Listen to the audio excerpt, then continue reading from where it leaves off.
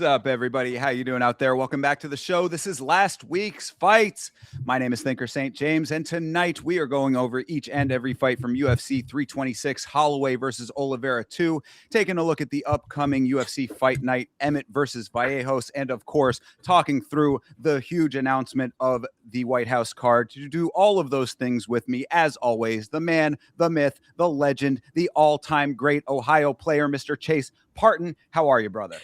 I'm doing very, very well, of course. It is Monday. We had fights on Saturday, and they, of course, were something that we can have a great discussion about. So we'll leave it at that for now. And of course, I'm excited to get into the more pressing matters. Absolutely, yes. I mean, it's going to be a little bit of an up, down, and all over the place when it comes to this show. I suppose there's a lot to go over. So, really, usually we might talk through some of the other stuff that we watched throughout the week as far as fights go. I mean, there was a couple things here and there. The only thing I really want to just at least touch on very, very briefly is I did watch Ryzen.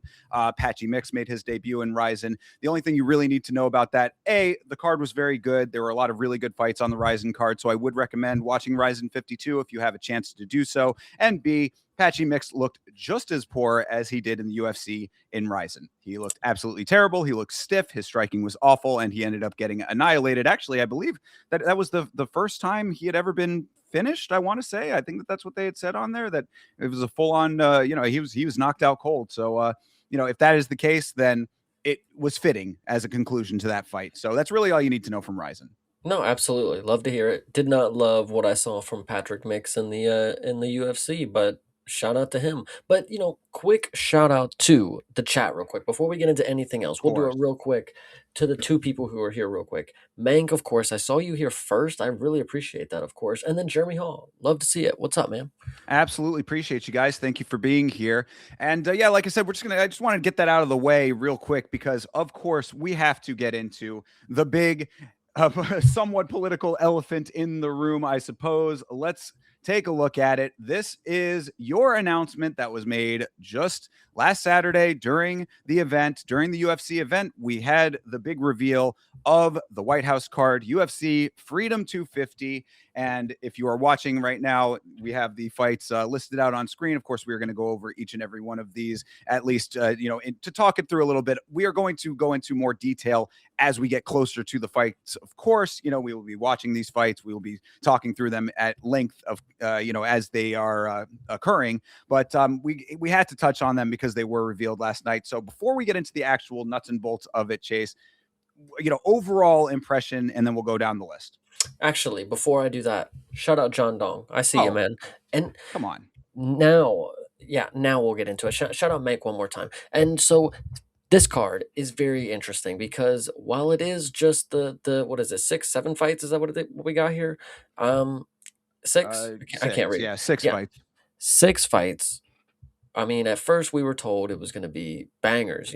Just one main card potentially, and they were kind of firm on the lighter side of potentially that there was a good likelihood that there was going to be 6 title fights is what they were kind of alluding to, and by they I mean Dana White specifically and the organization, but that is not what we got here. So Thinker, what do you think about that initially, about this not being 6 title fights? Yeah, what I said first and foremost, two is a lot less than six. That was definitely my initial observation.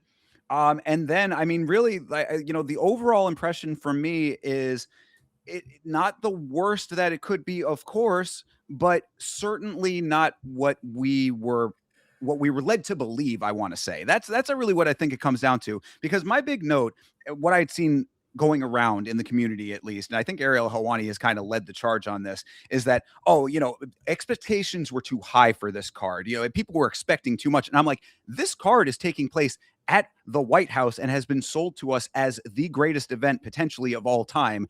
This does not seem to be that.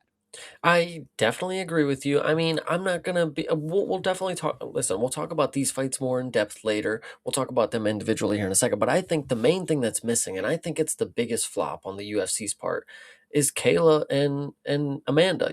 And I know Kayla was injured, obviously, and she is injured, so she's not going to participate here. But they were going to have that fight way before this. They didn't even try.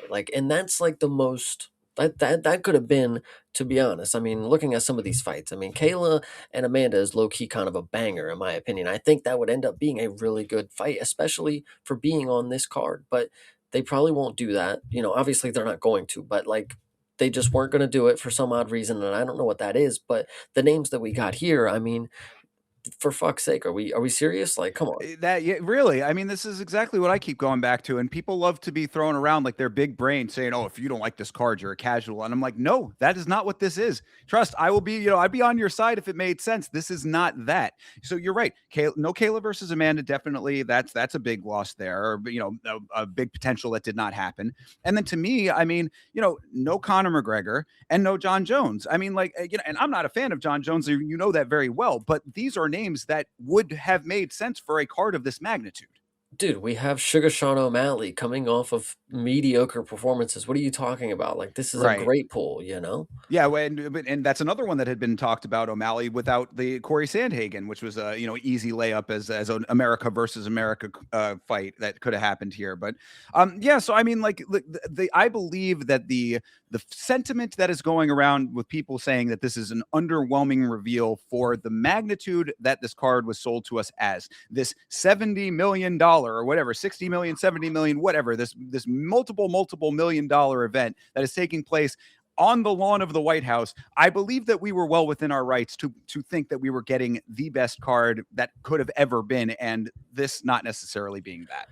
Well, the best card that could have ever been, you know, potentially what their ideas could have been. You know, we there was a tweet going around that somebody had posted about Steve Garcia and the reason that he was potentially, you know, I think it was a quote from, you know, some article, some podcast he did or whatever, that one of the reasons that he was selected to be on the card is because, you know, they had asked him, does he have any prior history with, the law or, anything law enforcement, whatever you want to say. And that potentially is going to play a part for why a lot of people did not get on this card. You know, I brought it up. You know, that is maybe a reason why Derek Lewis is not on this card. You know, I don't know specifically, but I believe there had been some past issues with him. Yeah, Um, Derek Lewis, Jorge Masvidal, Conor McGregor, even really to an extent. right. John Jones. I mean, all those people really. Yeah, there are considerations, of course, when it comes to that, and that does make sense. But I mean, give me a break, dude. In the times that we are living in right now, with as lawless as things are in general, do you really mean to tell me that there could not have been strings pulled when Dana White is literal best friends with the president? Like, Yeah. I don't buy that. But as you said, rumors have been swirling around as far as why this is the card that we got. There was a lot of discussion. Dana himself has quashed this one rumor, but I will still bring it up, of course, that Topuria was in discussions to be fighting Islam Makhachev, which of course is the biggest fight, in my opinion, that could possibly happen right now. Period. Regardless of division, regardless of anything else, like that is the super fight to make right now. And we apparently, as far as the rumors go, that was in discussion, but that fell through. I don't know how much stock to put in that. One rumor that I had heard before this card was that there would be no Russians on the card for various political reasons. That turned out to be true, but it would not have been if it was Islam. So hard to know exactly what the truth of anything behind the scenes is when it comes to all of this stuff. But this is what we ended up getting here. So how do you want to attack this thing, Chase? Do you want to just go from the bottom? You want to go from the top? How you want to just, I mean, give brief, we don't need to go into all of our predictions necessarily, but I think we should talk through the fights a little bit. Well, the first fight that we can start with is honestly my favorite fight. I think this one is probably the biggest sleeper of the card to start this card with Diego Lopez and Steve Garcia. I mean, that's potential to be a really, really good fucking fight. Like, holy shit. I mean, it really depends if Steve Garcia is going to be able to defend the takedowns or Lopez ragdolls him, but the striking, it should be really fun. I would say Diego Lopez might he's going to try to stand and bang in front in the White House, I would say. So, Sure. No, yeah, absolutely. That honestly, of the fights on this card, that is potentially, I think, the one that has like the most like fireworks over the length of the fight potential. You know what I mean? Like depending on how they navigate that fight, the two of them,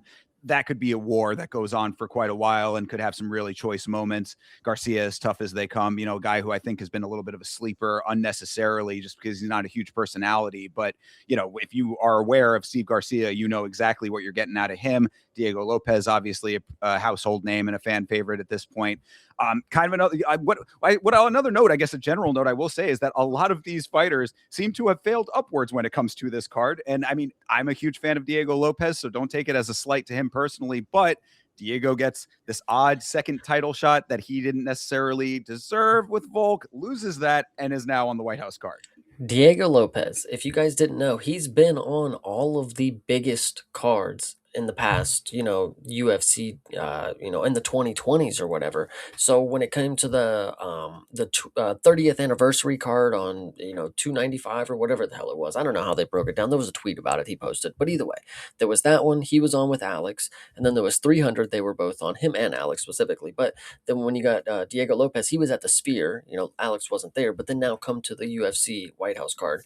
They are reunited, and Lopez and Alex, I'm pretty sure they are undefeated on the cards together. So hear me out, guys. I think we're gonna roll into this with good momentum. Yeah, yeah. I mean, I undefeated on the cards. I mean, like on, when I guess big cards. If sure, if you want to look at it that way, then fine. I agree though. I do think that it's going to be a good fight to start things off. That is one thing that I think we have come to understand is that as far as the construction of cards go, the UFC generally understands that you need to hook people early. So a good banger opener fight should be that fight, I'm hoping.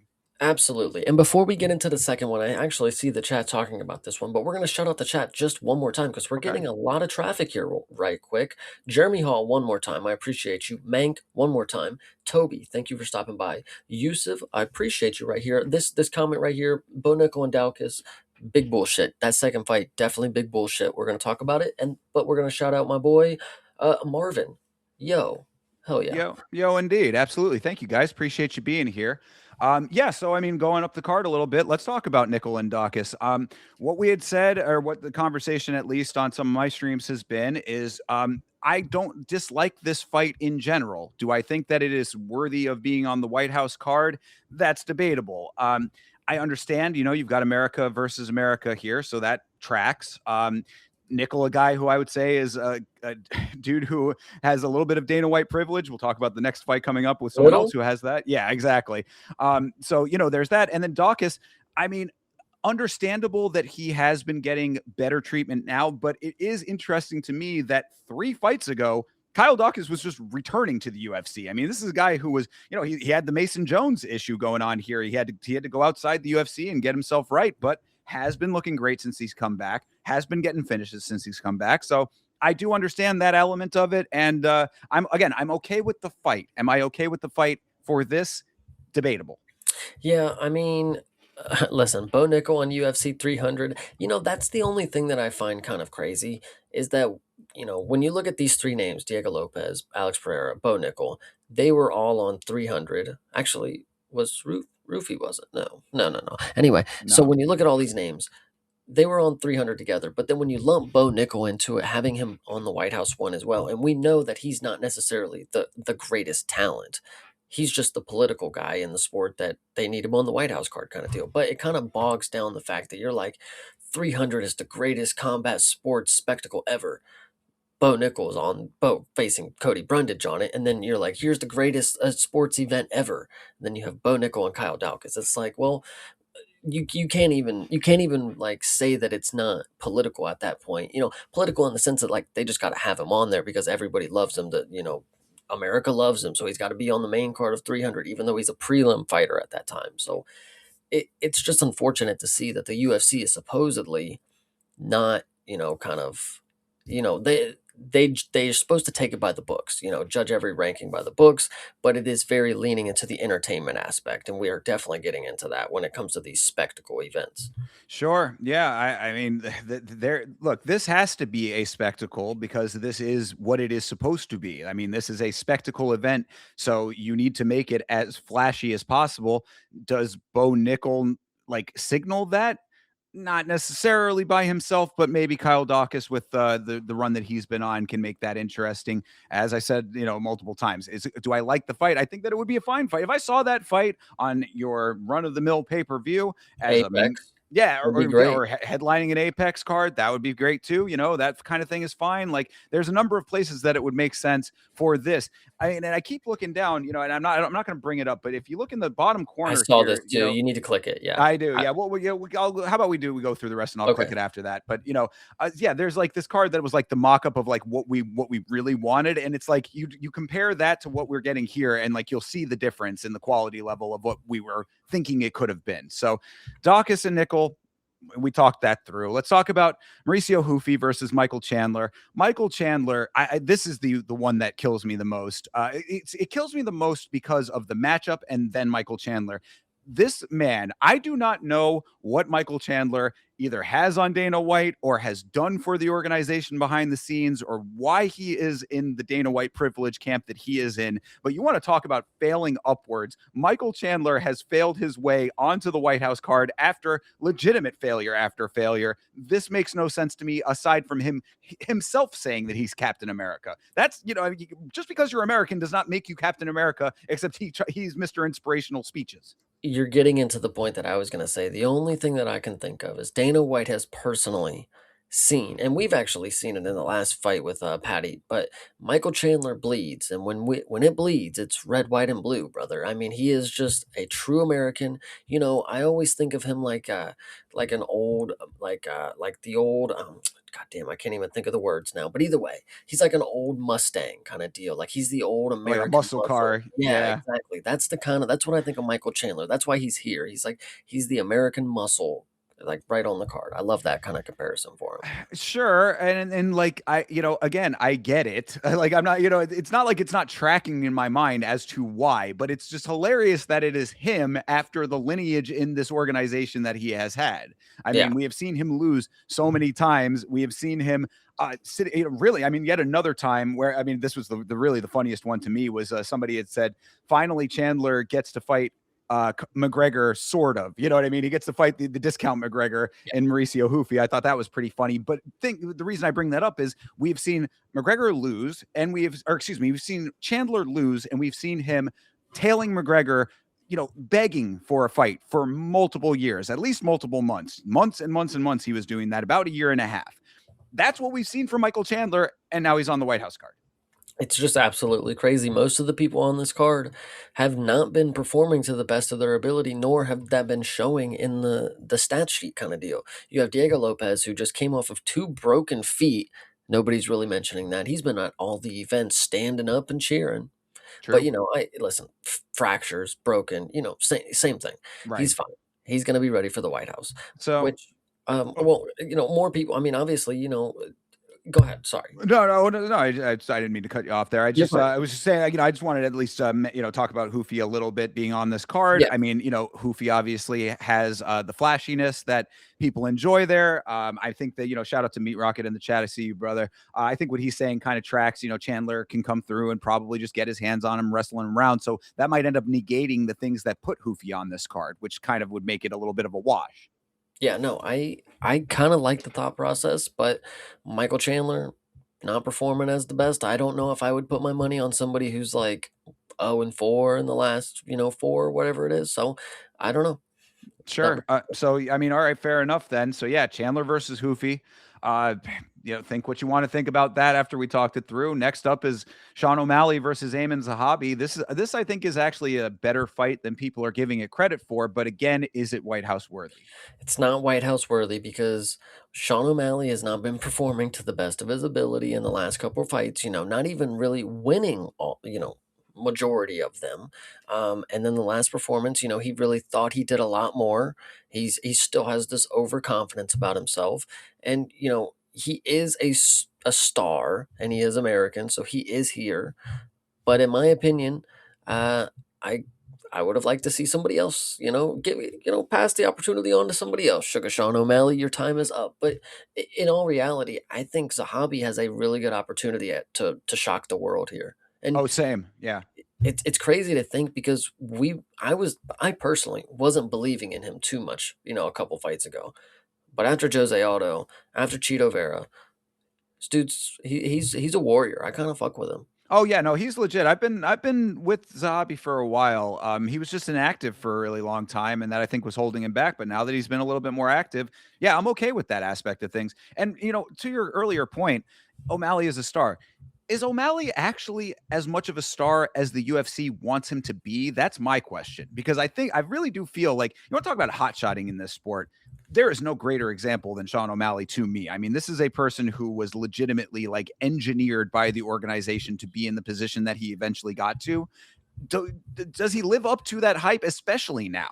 I really don't know. I mean, like, I don't know if it, like, maybe younger people, and I'm a little bit out of that age range, so I don't know what like the boots on the ground are for like the young element of the sport, like the 420 Blaze It kids, and like the 6ix9ine fans of the world, like maybe they're still into him a little bit, but like I gotta believe that the bloom is off of the O'Malley rose at this point. So it just seems like another one where it's like, take this because we are telling you that he is a star. Yeah, it's social media influence, man. I don't know. I guess, perhaps. All right. Well, so, but no, I do agree with you on Zahabi. I think that this is a big opportunity for him, and would be kind of fun to see the Canadian pull it off on the White House lawn. That would be interesting.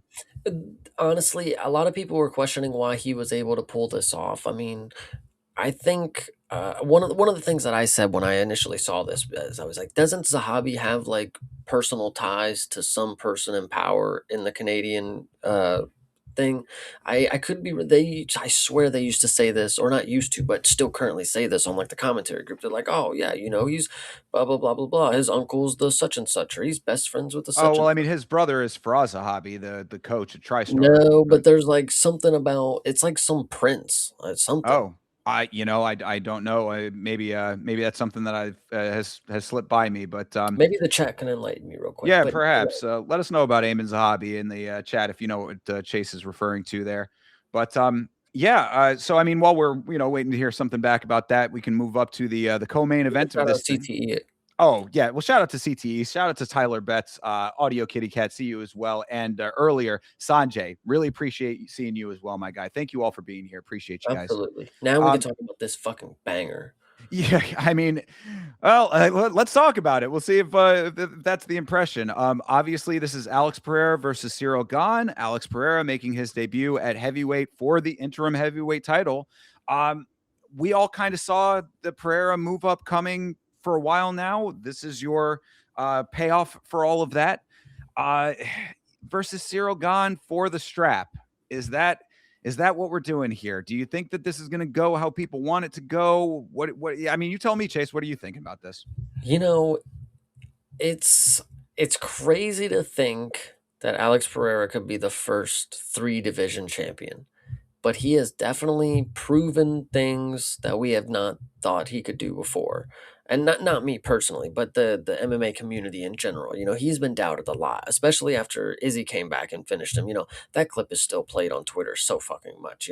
But Pereira has again opportunity to shock the world. I don't think it would be as shocking as some other things like I talked about, but it would be damn near crazy. But we have definitely seen him lose over 5 rounds to Ankalaev. So, like, if Cyril Gahn just danced around him for 5 rounds, would I necessarily say I'd be surprised? Yes, still. But, like, I guess we saw something similar to that already, so be interesting. Sure, and of course we'll be talking about the BMF fight here in a little while, and what you can expect out of fights versus what you actually get out of fights. You talked about the Ankalaev fight with Pereira. I mean, there might have been extenuating circumstances for Alex in that fight, but if Gahn decides to go and cage hug him for a long time in this fight too, that's one version of what you might end up getting, and that would be a little bit wild for the White House card. I don't know if we're gonna get that. I think Gahn is pretty game when it comes to striking. Now that I think about it, all the fights that he's been willing to step into the cage to, I give Gahn some credit. Yeah, I don't think it'll happen either. I'm just saying that, it's like, don't be surprised if some of these fights, again, because of what we are, and not to say that, like, if they had all been the dream matchups, that something like that couldn't happen then too. But, like, again, with the card as it is, like, like, I don't necessarily believe that we're going to be seeing the red, white, and blue fireworks that you would hope for with a card of this magnitude. You know what I'm saying? Honestly, Alex being on any card is just it's such a great spectacle. He always delivers. Even with the fight with Ankalaev that he lost, he was, extenuating circumstances, but then he came back and did exactly what Alex has always been known to do. Like he truly is the mailman, You are, yeah, you are correct about that. So, and I mean, yeah, Pereira will be the one to hopefully make this as exciting as it can be, and Gon can do his part as well. So, I really don't think that that's necessarily the fight that I would say that that applies to. But like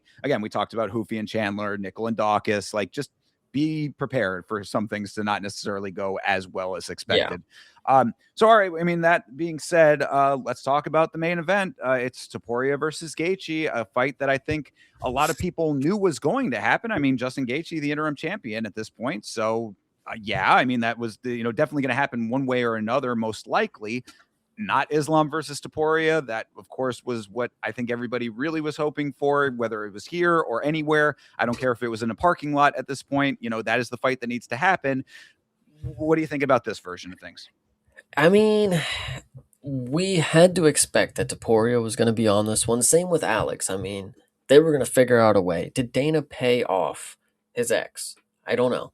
This is possible at this point. Like, did somebody come through and fix the situation? But because it cleared up a lot quicker than this shit normally does. Let me just say that. I think that shout out to the Spanish legal system. I think that they actually were the ones who might have done their job for once. Amazing to think that a legal system anywhere would actually do the right thing, but that's what it seems to be, at least. But shout out them. So Topuria being on here is great. Obviously, Justin. Apparently, he didn't know that he was going to be fighting until Thursday or Saturday. I don't know what he just came out and said, but he said yes. And of course, his opponent being Topuria is pretty fucking crazy. But we all know what's going to happen here, guys. And even if it doesn't, listen, I'm going to ride. Pause. I'm going to ride the Ilya train until this dude fucking loses. I mean, this dude's god to me right now. He's knocked out two of listen, he's great. Three Yeah, three of the greatest. I Sorry. was going to say, I mean, he's knocked out your favorite fighter 3 or 4 times in a row now. Yeah, Ilya Taporia is as advertised. He is a manifestation incarnate to me. He is a person who has spoken truth into existence multiple times. I got to believe in what I've been seeing. The eyes don't lie when it comes to Ilya Taporia. He might very well be the best fighter on the planet currently. And again, I only put that up against Islam Makhachev, which is why the two of them need to fight and why I am disappointed in this fight. Like Justin is great. I'm very happy that he has gotten to where he has gotten at the stage of his career that he is at, with all of the chatter around him and what he's been saying about possibly retiring, etc. This is fine that this is happening. We know the fight that should be happening, and it really should be happening here on a card like this. It really should be happening when Hydra's watching. So shout out Hydra. I Hey, know he just stopped by. But no, hell yeah. Justin Gaethje has been knocked out, guys. Like he got knocked to the floor by Charles Oliveira before he got submitted. Ilya destroyed Charles. Justin Gaethje, we've just seen him finish before, guys. Didn't Dustin finished him the first time? So Yeah, it's head kick, right? I mean, no, no, oh, no. that was him. Just I yeah, always, just I always mix that up. But yeah, no, that other way there, and then I mean, Eddie Alvarez finished Justin. Am I wrong? yeah, there you go. And I actually think that's a pretty apt comparison. But dude, Ilya is gonna destroy this guy. And I like Justin, and he actually proved a lot. Like I even said about the last performance, if he had staff, whatever, all considering, one of the greatest performances that I think we could see if there were the extenuating circumstances that we believed. But this one right here is like, dude, you're not fucking winning. I'm sorry, brother. There's no way I could even expect you to. It should be minus 500. I'm sorry. Yeah, no, absolutely. So, I mean, that's, really, I think that that's I mean, I agree with the sentiment. So I really don't have too much to add to it. And that's the White House card. What I say about this, because I saw a lot of people framing it in this way, 8 out of 10 for a pay per view, 5 out of 10 for the White House. I mean, like, this is a very, very solid international fight week card. You know what I mean? Like, this would be great for Vegas, International Fight Week, UFC X, all of that shit that they do for that. This would be like, man, that is a solid card for that level and that type of event. This might have been something that even, with obviously the Spanish or Mexican element aside, for the Sphere, this would be a good card. something like that. But when you frame it as the White House and it is the biggest event potentially of all time, it is a one of one event. It is something that is being specifically implanted into the lawn of the free world here. This is something that mom and pop American are going to be watching potentially. The average human being that has no interest in MMA can flip their television on and see this. This is supposed to be the biggest representation of our sport on a global scale to a global audience that is not fight people. It's I think it leaves a lot to be desired, and that is where I will Yes. certainly click this image over here.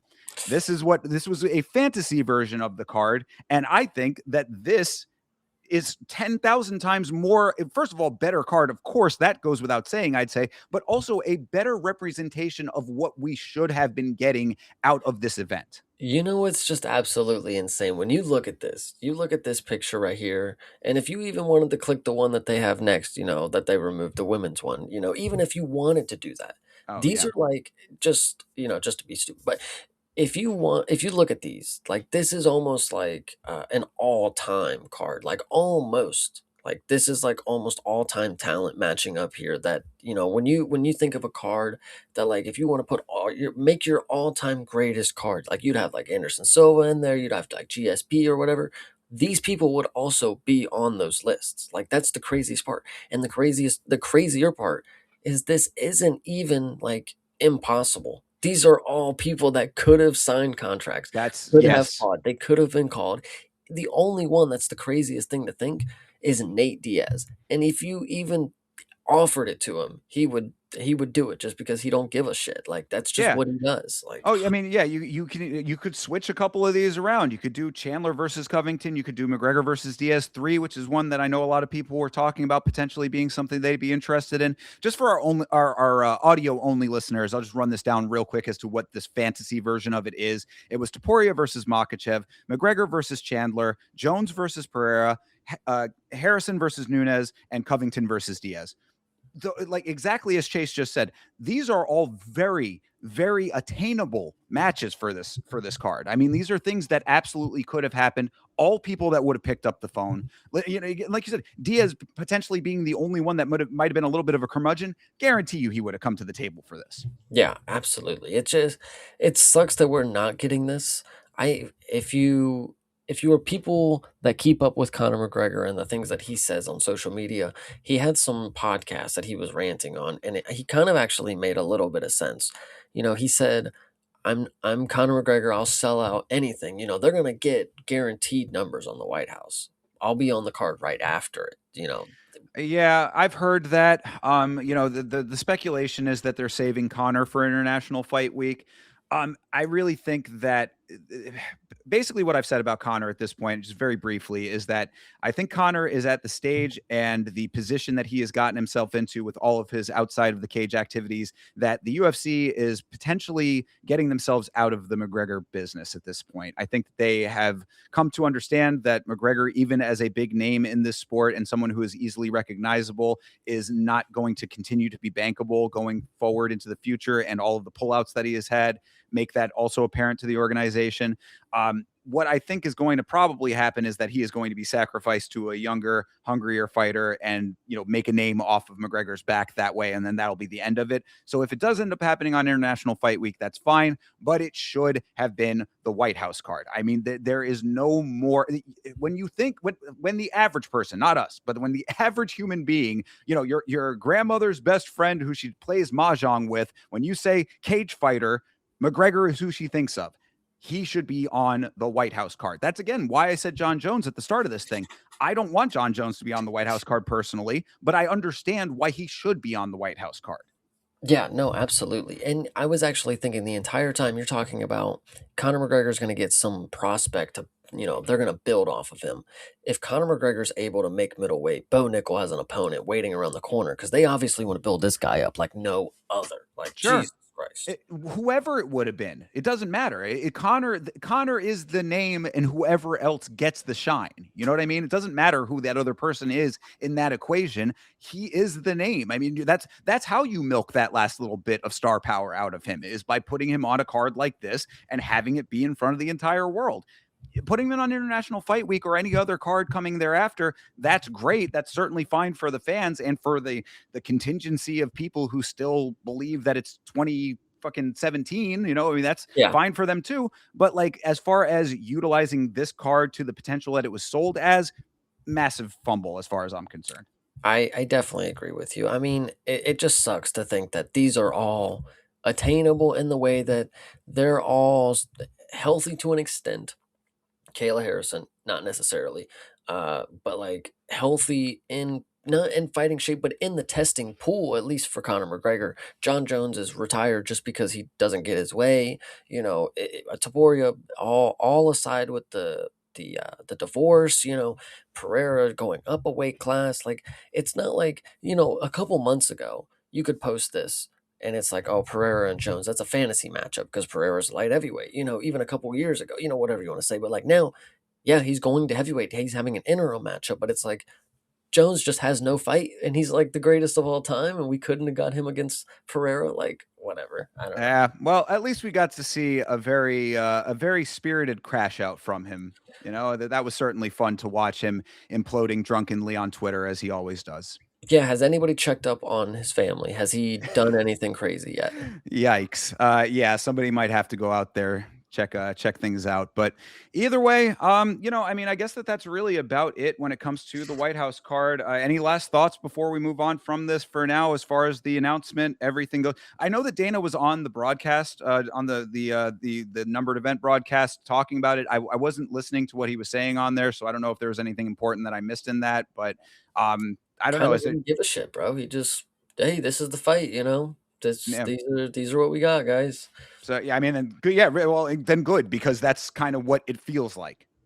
No, I agree too. That's why I'm kind of not really interested to think about it too much, is because like it's just another old fucking card. I'm gonna forget when this is and where it's taking place up until they show Freedom 250 on the fucking promo right in front of me as the thing starts. So Yeah. So I mean, look, I guess the last thing that I'll say about it is the spectacle element of this will still be that you're going to get your fireworks, you're going to get your rah rah America first. All of this stuff that you expect out of a card of this nature will be there. So I'm sure that from a visual standpoint, all the light show is going to be cool. The audio going off is going to be cool. Like there's going to be a lot of value in the presentation of it in general.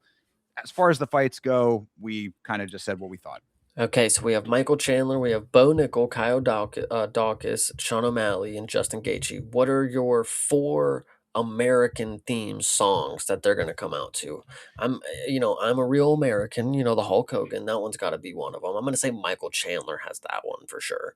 Yeah, I mean, well, I think that they might actually do like custom music for this whole card, but going along with the thought process, my pick number one, first and foremost, has to be America. Fuck yeah, from Team America World Police. Like that should be somebody. Sean Uh, O'Malley could potentially pull that one off. True. I mean, well, O'Malley was the one that did the "I'm Proud to Be an American" song. And the What "I'm about Born Proud." in the USA? That's a good one. Yeah, a little Bruce Springsteen action for sure. That one could be Dawkins. I think I could see Dawkins coming out to that one. Sure. A fourth America First themed What? Yeah, Bo Nickel. song. What would Bo Nickel coming out to right here? Got to be some like Star country. Spangled Banner. Star. Nah, maybe, but like it's got to be like a country song, right? There's got to be some country America song that's like the big one. Ain't that America? Maybe that's not really a country song, but Yeah, well, I don't something know. like that. I can see Yeah, it. there's got to be some country music on this thing somewhere there.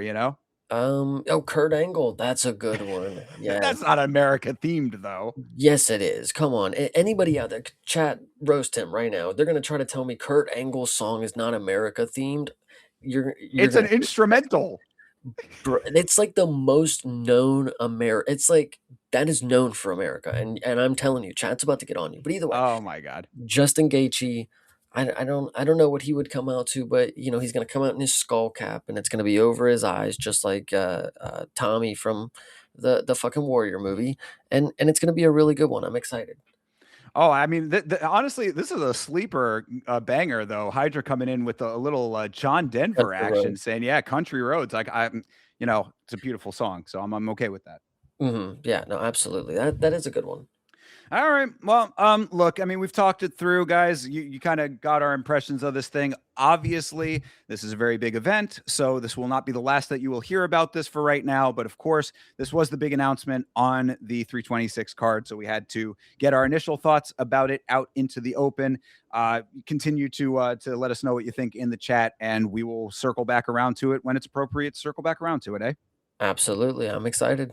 All right. Well, then that takes us back to the subject matter at hand for the evening. UFC 326 was Max Holloway versus Charles Oliveira 2. This took place at the T-Mobile Arena in Las Vegas, Nevada.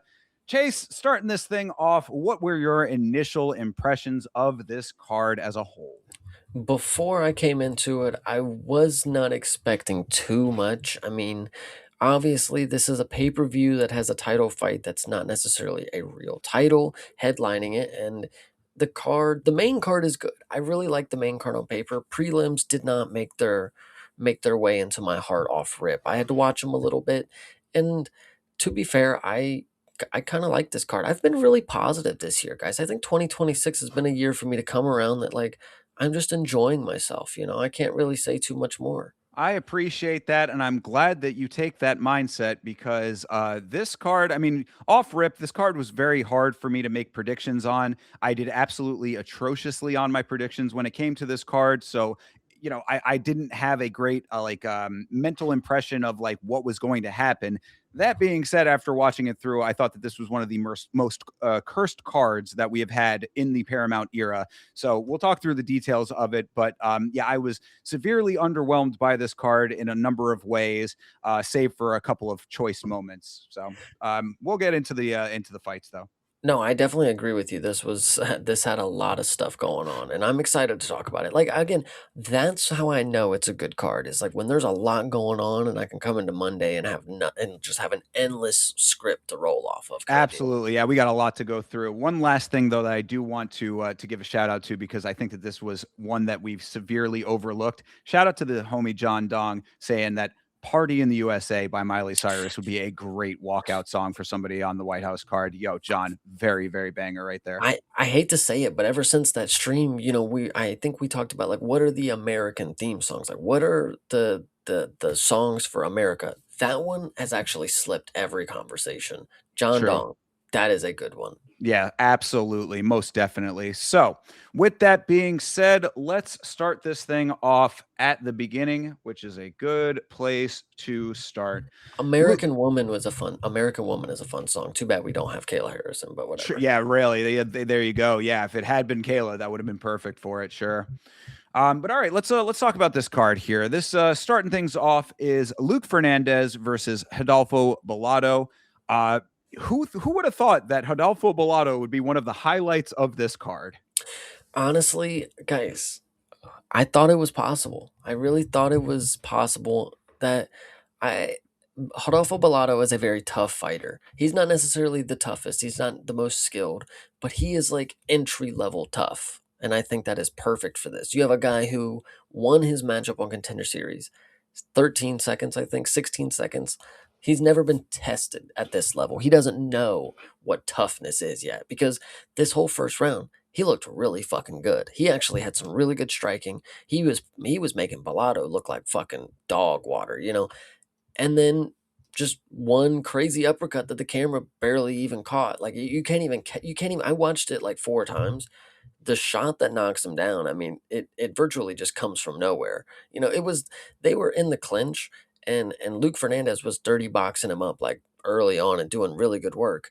And then it was just at one point, Rodolfo Bellato just finally just landed one shot. It's crazy because he was so sluggish and slow. Like I thought I was like, here we are. This is why you can't bet on him because I was really, adamant that like I think this is gonna happen, but let me not put my money where my mouth is. Because if I lose on Bellato, I'm gonna feel like a fucking idiot. But I didn't bet on him, and when he knocked him down, I said, "There it is. There's my reason to hate myself." But it was good moment. I loved it because the ground and pound was very pitiful, very pitiful.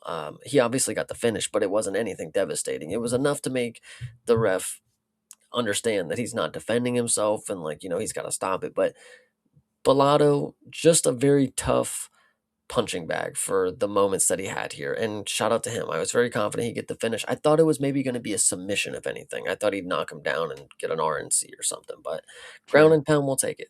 Yeah, yeah, no, I mean, just really to echo the sentiments, Fernandez looked pretty good until the KO. I mean, that's really what I noticed out of this. I thought that Fernandez has good, he's one of those dudes that has like the building blocks of someone who has potential, but I mean, you get caught with the short inside left at close range. That's basically how it goes. It was right on the button. It was perfectly placed. Another one of those shots that we've talked about several times where it's like it's not even necessarily about the power. It's all of the elements that go into a knockout converging, and that's basically what he did. It was the positioning, it was the power that he did put on it, and it was the motion placement, basically, like the speed of the attack, so to speak. Positioning happened pretty handily based on where they were at. The power was there enough, and the placement on the button was there as well. So really, it's all of the things that you needed for this type of a knockout to happen. Good. I mean, I also was in the same camp with you on this one, saying that Vallejos should be able to take care of a dude who's fresh off of Contender Series, and it went according to plan. This was the one fight that early on I was like, okay, things might end up going my way a little bit. Little did I know they would certainly not from here on out. But yeah, so for what this was, I mean, I thought it was fine. Rodolfo Bellato will never be my favorite fighter. I mean, I don't think I will ever get over the Paul Craig performance or really any of his other poor You fights that shouldn't. I've seen. Okay. Well, I mean, maybe I should, but I don't think I mean, like, No, you shouldn't. oh, You should shouldn't. not. You Okay. should not forget that. Yes, you should Gotcha. always remember that Bellato did that dumb shit, and this is why. He should be getting fed to the wolves against, guys fresh off the Contender Series who were hot and ready to knock people out, so Yes. No. Okay. Good. I agree with that. Yeah. Those are the kinds of things that like stick in your mind and definitely should, I believe. But so as I said, I mean, you're never going to be the favorite fighter, I think, of anybody. But at the same time, can he still win a fight? Yes. It made sense. This fight made sense. absolutely. All right. Well, moving on to the next one here. This is a fight that made a lot less sense to me. Good prediction on your part, but really, I think that this was a selling of this fight in a major way. This is Dair Nurgashai versus Rafael Tobias. Tobias, yeah, I mean, another newer guy to the organization. This is his debut here off the Contender Series as well. This was pretty much, again, I know commentary gets a lot of flack from the fans.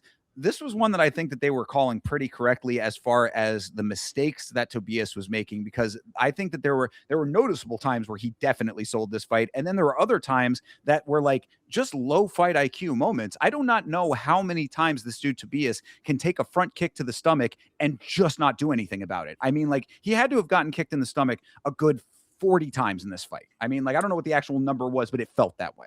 Absolutely. Shout out Lachlan real quick before we get into it. But Oh, hell yes, yeah. this one right here was really fun to be right about because when the tail of the tape played and I found out Tobias was 22, I was locked in. I said, Nurgashai, he's been here. He's been around the block. He can stay at range and he can kickbox. I know he's not done it in the UFC, but he's got 11 wins doing something. So Tobias, yes, got kicked so many times in the stomach. I thought he was definitely going to get TKO'd, but he showed a lot of heart. He showed a lot of determination, of course. Like he was there to he was going to take his loss. And that's a different type of skill. A lot of people they'll just give up and get finished kind of deal. Tobias took his butt whooping, got to the bell, even took a round on two judges. So you just got to learn what you did good in those moments. Again, watch some tape, get back in the gym, get the cardio up, and throw more punches. Get better. I mean, geez, Nurgashai actually looked really fucking solid in this fight. Up until, he's just unfortunately one of these people that like has that goofball factor. He doesn't necessarily use it in his skill set, but he always looks like he's doing something wrong. I don't know. He's just kind of interesting. Well, you mentioned the scorecards here. 30-27. Name that judge, because that is an absolutely atrocious call. That the second round was absolutely to Tobias, and that's another point where he sold this fight really hard. The second round was where he had the potential to make this his fight. He just didn't have the wherewithal to actually do that. Tobias had Nurgashai flattened out in the second round. He's hammering away. Then instead of just staying with what was working, he repositions Nurgashai into open mat and starts attempting a sub. Bro, you had him with the side of the headshots. Keep doing what you are doing. He tried, like, people were saying, oh, he just he didn't get himself into the head and arm quick enough. if you go back and watch it, I am firmly of the belief that he didn't even set it up like he was really trying to attempt it. It was the right positioning for it, so it looked like he would have been, but I don't think that that was really the intention. I think he was just laying on top of him to maybe get to that position, but there was not the urgency to actually make that happen, and he didn't have to do it. Like, it was this was a perfect time when he had him completely flattened. He had full mount at one point with this, so it was just like fight IQ was definitely an issue here. Nurgashai getting away with the fence grab as well was, an early element of some, Multiple. yeah, exactly, multiple on this card. We'll talk about some of the other ones too. First of many, many shitty refereeing moments, as we always talk about. But really, like, there was definitely that element where I was just like, this guy Tobias, man, like this was fight IQ was certainly lacking when it came to this. Another thing I also want to mention here, because we've talked about it many times, but it bears repeating. This is another instance where, to me, I would not let this color your judgment on Nurgashai to think that he is a better fighter than he is, because this person not only having a very clunky style, this was two big clunky guys just sort of clunking at Mhm. each other for a lot of this thing, but the other element of it is Nurgashai has a tick where he literally blinds himself mid-fight. This dude Tobias did not pick up on that, and he did not time anything to it. There is going to be a fighter. I guarantee you there are going to be multiple fighters as this dude Nurgashai moves up in the light heavyweight division that are going to pick up on that when he takes his hand and goes across his face to wipe away his eyes, blinding himself in both eyes by doing it. People are going to recognize that and time shots to it. He did it in this fight. Tobias didn't do anything about it. Yeah, well, unfortunately, Nurgashai has been submitted 2 times in the UFC already, so it's not necessarily worrying about the tick too much. Just, don't get taken down and submitted. He honestly did a decent job of not getting taken down, uh, all, aside from the cage grabs. I mean, he was it's funny, there was a moment on this card. It wasn't this fight because we got down later in the card when they just got so used to it. Like, the fighters were like reaching out to grab the cage. Like, they were like so far away, and the ref didn't even care. They're like just trying to claw for the cage, like from however far they are. And nobody seemed to care. So Nurgashai was definitely at fault for doing that. He would run his hands across the cage to try to get a grip, and then he'd change the position. And it is what it is. The ref sucks, and that's just normally how it goes. But Tobias was not going to win this fight. Second round, if you want to give it to him, that's fine. 30-27. I mean, I don't really give a shit too much about one round, but Nurgashai definitely won this fight, and I thought it was just the performance that was needed for a decent upset on a favorite that shouldn't have been. I mean, 22 years old on a debut under the bright lights. That's a disaster, a recipe for disaster, I would say. Sure. Yeah. Also, a recipe for disaster is trying to go for a Sulev stretch with 10 seconds left on the clock. That was never going to happen, but I do like the attempt. If it had come maybe 40 seconds earlier, there might have been something Yeah. there. But either way, yeah, the only other last little thing that I had to say about this was that it was rather painful to watch Nurgashai uppercutting Tobias in the dick. That was certainly an interesting foul. It's very rare, and it's not not unheard of, I should say, but it is certainly rare to see the actual fist to cup connection. That is also a very funny point because this is the fight where Herb didn't stop it, right? Right away. He touched him and Nurgashai kept punching him, and then he kept trying to pull him off. And like, it Uh, kind of wasn't it was ran as like a translation issue, but like, bro, the ref is like touching you, like pulling again, you away well, from your fighter, and you're continuing to try to punch him while he's walking away. one of many, though. I mean, because Yeah. we're going to talk about the Zhao Long fight here in a little bit. So I mean, yeah, it's like that may have started the trend, but it really, this was another card where if you go back to the watch along, I was shouting you out, Chase, because I was saying, this is the type of shit that makes Chase Parton correct when he says, if you get fouled, you just have to deal with it, because if they're not going to change anything and they're not going to call these fouls, then what leg do you have to stand on? This is the sport now. Fouls just happen. This Herb Dean was the one who said that he was going to be enforcing fouls more and has not. So it's like, I mean, as much as I want a fair and equal playing field for these fighters, your point really does resonate when it comes to cards like these. Yeah, it sucks, but it's the name of the game now. I mean, if you're not cheating, you're not doing everything in your ability to win the fight. It's just how it is. Yeah, yeah, unfortunately so. So, yeah, I mean, I said Nurgashai took the first and the third. Tobias needs to learn very quickly if he's going to stay in the UFC, is basically what I sum up with that. He's a light heavyweight, so it's reasonable for him to be slow, and Nurgashai definitely is a little faster on the feet than most, but Tobias, he's gonna need to get a little quicker because it's very sluggish. Yeah, no, I agree absolutely. And very very last thing, just to reiterate, do not let this color your opinion to think that Dair Nurgashai is next up. Correct. We will lock in. He's decently active. He'll be back in about 3 4 months. That's true. Yeah, I'll at least give him credit for that. All right, well, moving on to the next one here. This is Sumidarji versus Jesus Aguilar. What I lead into this fight with is that I honestly felt bad for Jesus Aguilar in this fight a little bit because it seemed like he had a game plan that made sense, but it was just roundly negated by Sumidarji. I mean, like Sumidarji looked really good in this fight. Granted, Aguilar is so much smaller than Sumidarji, so the height discrepancy was obviously going to be working against him and was very noticeable throughout a lot of this. But like Aguilar was trying for the level changes, Sumidarji handled those. He would try to strike. Sumidarji found his own range very early. There just was not a lot for Aguilar in this fight, unfortunately. Crazy part is that I've seen Sumerdarji a couple times now, and I sometimes I always seem to just forget this dude is ginormous. He's just fucking huge. Like I've never seen a guy from China built like this in the UFC yet. You know, and Mm-hmm. he's a killer. You know, he is really good on the feet. Obviously, he's not knocking heads off, but he's got a decent striking game, and that's fine. I I would like to disagree with you because I'm a big fan of Jesus Aguilar. I'm not going to let him off easy. I think the game plan was just completely bad on the striking front. I mean, he just kept trying to throw these big wild hooks from way too far away. He wasn't getting on the inside. He wasn't setting anything up.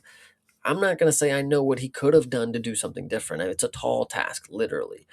But brother, I think there had to have been something different because you should have seen that wasn't working in the first. And just because your takedowns weren't working initially, yeah, I mean you're a grappler at heart. You know, you got to figure it out. You got to get it to the mat. You can't just settle for throwing these big old bombs, you know? Like you're not even getting close to him. He's very good at range. He's very tall. You're going to have to get some punches up there, but you just weren't getting anything because you weren't doing what was going to be effective. And I don't know what could have been effective. I wasn't in the fight. I know you are hella short compared to this dude, and he is very good with his hands. So maybe it just wasn't your day. But you've beaten a lot of people and you've lost to a lot of very good people. Sumer Darji has 7 losses. There have been people who have beaten him before. Most of them, I would assume, are shorter than him. So what's the deal? You know, like how couldn't you have done something different? I don't know. Yeah, no, I mean, I hear what you're saying on that. I guess I want to give Sumidarji more credit as to being the aggressor for a lot of this because I really think that when Aguilar got like when the things he was trying were being negated, they even said it on commentary too, where they were saying like in the third round you could really tell that Aguilar was starting to get frustrated.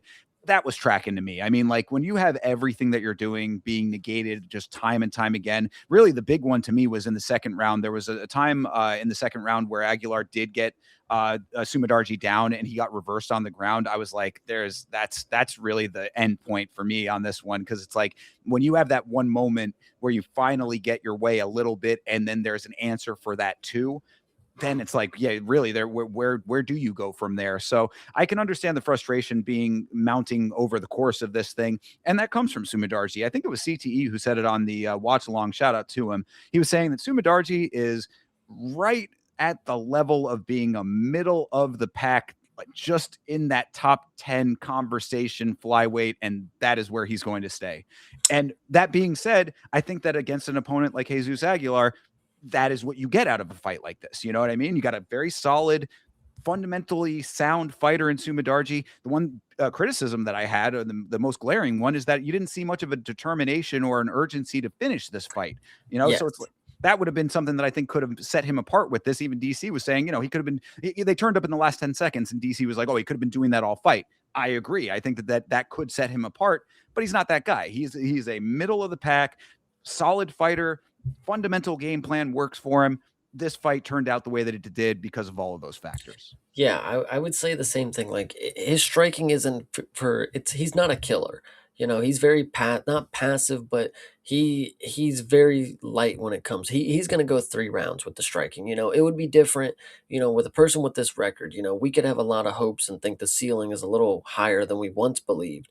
If he was 19-7, he's stuffing takedowns now, and then he's finishing people at this division. But he's stuffing takedowns against Jesus Aguilar, yes, and he's striking him up for 3 rounds. But somebody's going to get you down, and somebody's going to hold you down, and you know it's just going to be a different game. You know, it's going to have to be a tailor-made, path to victory for Sumerdarji. I would like to believe that he could do a little more than Jesus Aguilar, but I'm still just not seeing championship material here. And I would like to shout out Hydra because he's checking me and I really appreciate him. It says China on ESPN. I don't know what Tibet is, but he is the Tibetan Eagle. So shout out them. I appreciate them. Chase's socio-political knowledge lacking in that department, but yes, shout out to Tibet, free Tibet. So and you know, I mean, Sumadarji representing for Tibet as a Chinese citizen, that's kind of ballsy, I guess you could say. But good for him on that. So yeah, I mean, regardless of that element of things, solid performance for Sumadarji. Like I said, I think that had he been of the type of caliber of fighter to finish a fight, or to have the urgency and the wherewithal to do so, this could have been a really like highlight performance for him. This was certainly a very solid, well executed performance. But you know, it's championship material. Nah, I mean, like he's middle of the pack, as exactly where he should be. And again, I think it was CTU who was saying it's like American top team, or not American team alpha male. You know, he's a my favorite guy. So it's like team alpha male. That's what they graduate. That's the level that you get out of a team alpha male fighter. And I'm like, well, there's your prototype right there, Sumadarji. Yeah, he is pretty cool though. I mean, I do kind of I like him a lot more than I feel like I should have been liking him before. I up until this point I was 2-0 on picks, but I let my heart get in my way. Jesus Aguilar, I understand it's just not that good, guys. Hate to break it to myself. True. Well, and this was one where at least I could lean on you for selling me on Aguilar when we did our predictions. Little did I know that I would not be able to do that for the rest of this card. So I will blame you for this one, Chase. You led me astray. I led myself astray many, many times thereafter. Yeah, hell yeah, I appreciate that. All right. Well, let's keep it moving then. Next up on the list is Naem Jargal Tumendembrel versus Cody Durden. Pronunciation on point. Thank you, me. But yes, the Cody Durden versus Naem Jargal Tumendembrel. What'd you think of this one? This one was really good for me because Cody Durden he's a formidable opponent, especially at the flyweight division. He's very tough. He shows a lot of different skills. I was very pleased to say that throughout the entirety that Niam Jargal has been in the UFC, he has been treated, and at least by me specifically, and I'm going to be completely honest, he has been this make a wish fighter, kind of deal. Like he's kind of got just aura to him that you represent for no reason. He hasn't proven it to you yet, but you want to believe this is your guy. You treat him with a little more grace than you should have. But I would love to tell you guys, he's very fucking skilled. I actually really like him a lot. I don't know, maybe the first time he was in the UFC, not the first time. Obviously, he went back to the road to the UFC kind of deal, but the first time I saw him in the UFC, I feel like it was not a complete package. I was billed that he was some knockout artist with crazy power kind of deal. But now I'm seeing more of a full package to him, and he really is a good grappler. He is a very threatening submission artist, and on the feet he is kind of scary. I mean, it doesn't seem like you're going to be able to knock this dude out. At least as of right now, I would like to see it happen because he seems ready to walk down any of his opponents and grapple with the best of the wrestlers. I had people in my chat telling me Cody Durden's, he wrestles in his fucking sleep. This is what he does for breakfast. And you know what Niam Jargel did? Made him his fucking bitch for 3 rounds. So Yeah, I yeah. mean, look, I'm buying it. The only thing I will say to contrary this is that I would really have been a lot more high on the Tumen Dembrell train after this fight had he not been such an absolute scumbag in this fight in a lot of Oh yeah. ways.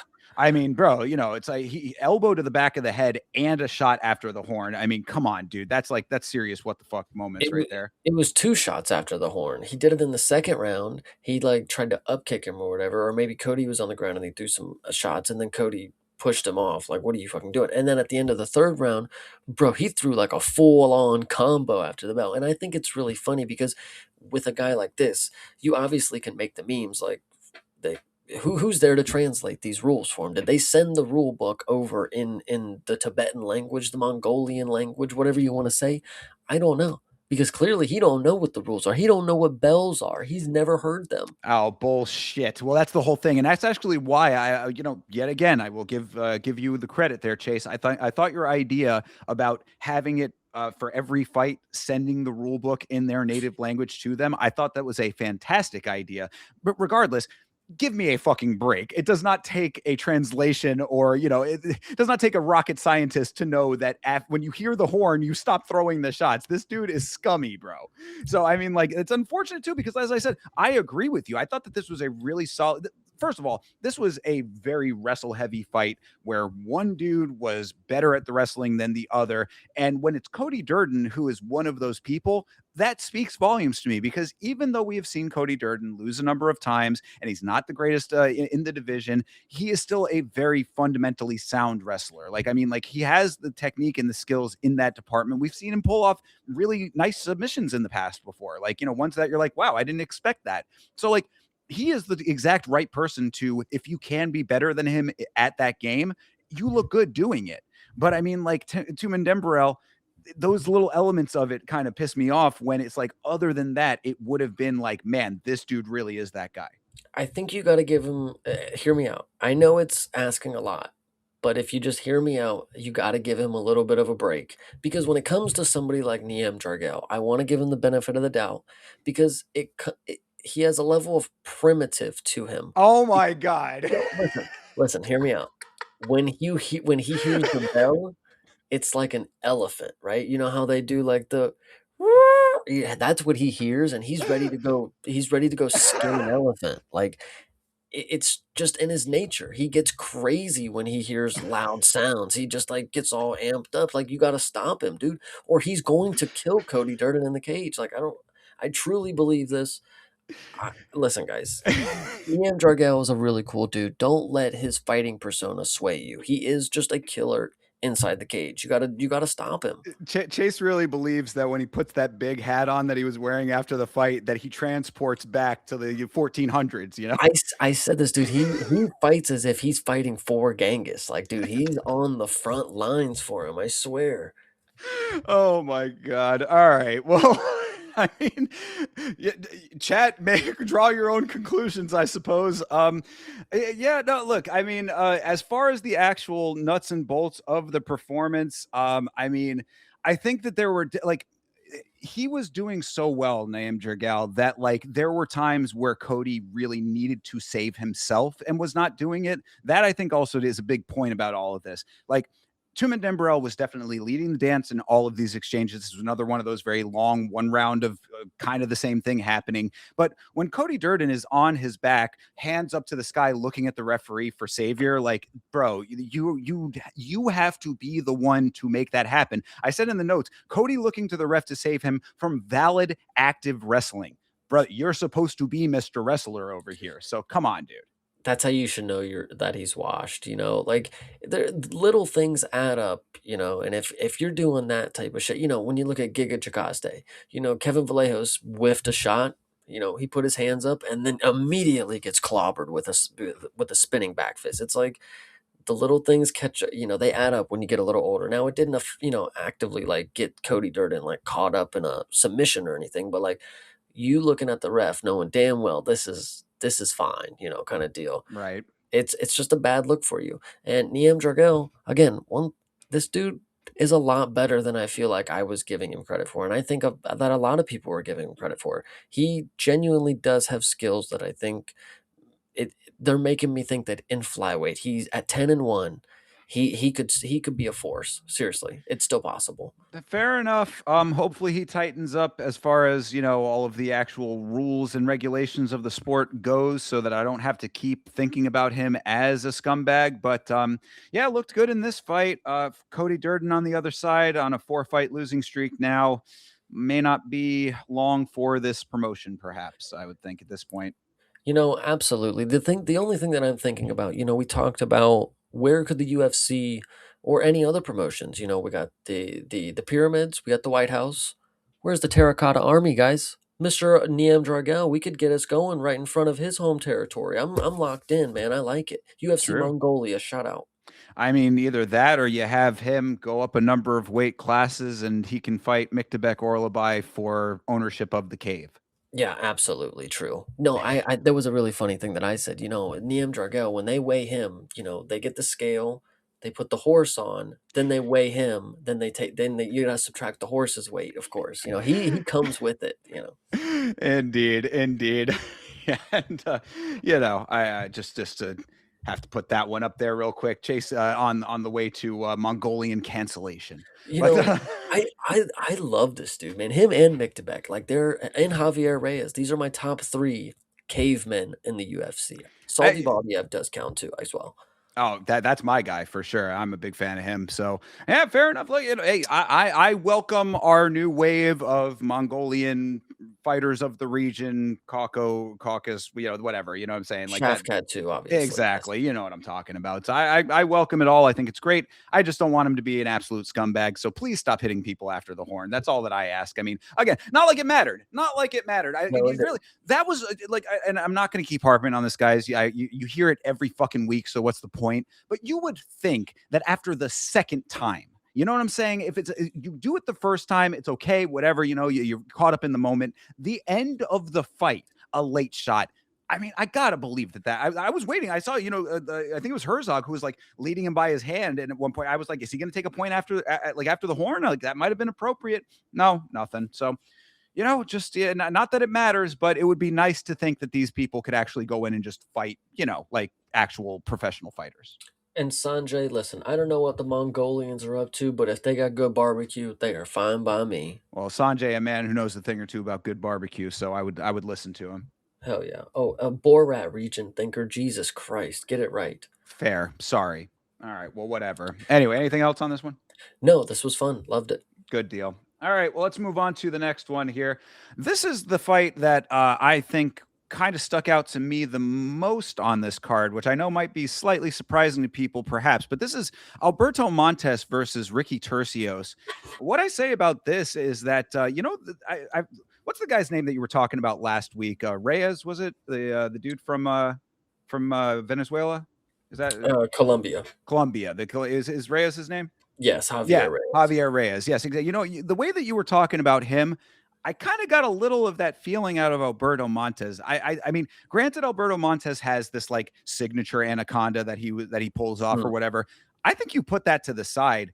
I think that really that's just kind of the icing on top of a very solid set of fundamentals that I saw out of Alberto Montes. I was very impressed with his navigation of this fight. Now, granted, he's fighting a cartoon character on the other side of this thing in Ricky Tercios, who we'll talk about, of course. But really, getting the finish was great. But like, I really liked just his composure. I liked his navigation. He seems like he has a very solid fundamental base that only can be built upon. And granted, he is newer to the organization. This was his debut.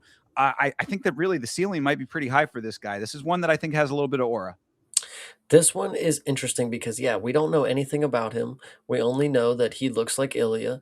And I think the funniest thing about that is he knows that he looks like Ilya because in his in his little, post-fight scrum meeting, whatever you want to say, he says, funny thing, he actually even said that, I trained with Ilya a long time ago. That was like how we started off. I don't like that. I don't want to be known as Toptorio or Obtoro, which is kind of funny because he's kind of in on the memes, but Sure. um, very funny dude. Seems like really chill.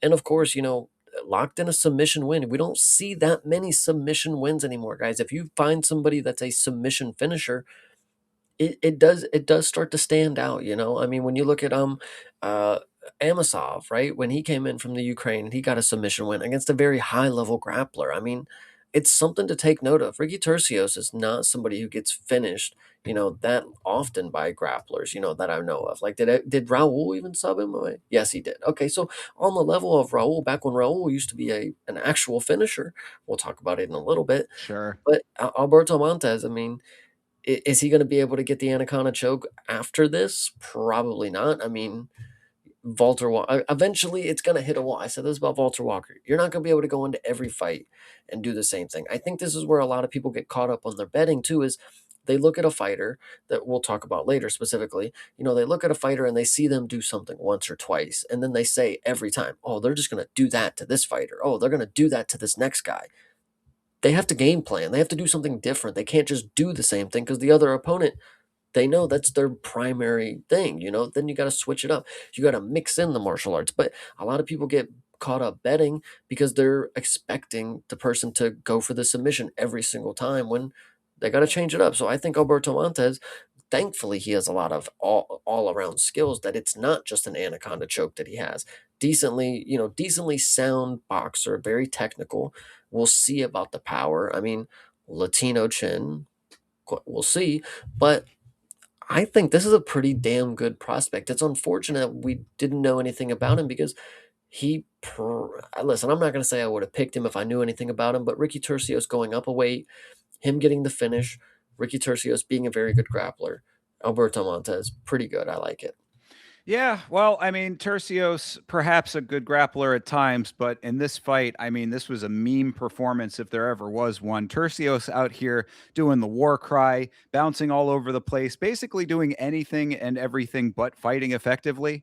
I mean, it really all over the place in this thing. And I said it on the watch along, but I do want to bring it up here. I don't know if this will show on camera. Oh, yeah, it does. Tercios reminds me of this guy. This is the honeycomb cereal mascot. And if Mm, you might be a little too young to remember this guy, Chase, but if you're of my age range, you will know that basically in those commercials, that's what that guy did. He bounced all over the place and was kind of just like this big Tasmanian devilish character sort of thing. Tercios, similar to that, that the hair certainly adds up to it as well. And that's what I saw out of him in this fight. I mean, it really was just a whole bunch of bullshit. And Montes being very composed throughout all of it with his technique and his form being very nice. I mean, Tercios really just living up to the same things that we have said about the Ultimate Fighter alums, like just a guy who is not it, unfortunately. I mean, like, he's got what I think is like a version of himself in his mind that does not translate to effective mixed martial arts, to be perfectly honest. I mean, like, based on what we know about him and having watched his Ultimate Fighter season and what we have seen out of him in the UFC, the version of what he thinks he is versus what comes out in the fight are two different things, and there is a big divide between them. yeah, I definitely agree. But I would like to ask you a question about what do you think about Alberto Montes not just getting one anaconda choke, but he had got an additional three anaconda chokes after the fight against his coaches, his training partners, and whoever else. But he locked those all up pretty quick. Obviously, got himself looking really sharp out there. What do you think about that? I thought it was a fun celly. I thought it was a fun celebration there. Of course, one of those anaconda chokes against Dana Brown of Karate Combat fame. If you didn't notice there, that's he Is trains it. that who that was? Certainly was, absolutely. Yeah, he's Alberto Montes is out of the goat shed, and that is Dana Brown's gym. Ooh, wait a second. Okay, I was very, very confused. Okay, so when I saw that guy, I don't know why I thought that's one of the guys that was in the cage that was training the guy that was training. Oh. That's what I was like, oh, that's some legendary coach that like blah blah blah blah blah. But then I knew he looked familiar, but like surely he couldn't be the Dana Brown. But you're gonna tell me Dana Brown is the goat shed guy? Eileen Perez's. Oh my goodness. So Oh, okay, she Dana go Brown. to goat shed too? I didn't even know. Yes, she is Oh Goat yeah, Shed. how That about that? explains why she has been at Karate Combat so frequently. I thought she was just riding the hype of Alex Pereira, but okay, this makes a little more sense. Okay. Yeah, yeah, absolutely. So, you say legendary coach on the Cage television show. No, legendary coach IRL. Yeah. Legendary coach also potentially sending Karate Combat into very questionable financial territories, but of course we won't talk about that. Absolutely. But yeah, so no, I liked the celebration. I thought it was good. I do acknowledge what Hydra is saying in the chat. Interesting to go from men's mental health awareness into that version of a celebration, kind of a tonal shift. I did think it was a very, obviously that's a very important issue that needs awareness and all of that. So we had him talk about it. I think we had one other person talk about that on the card as well. Um, good deal there. Celebration was fun.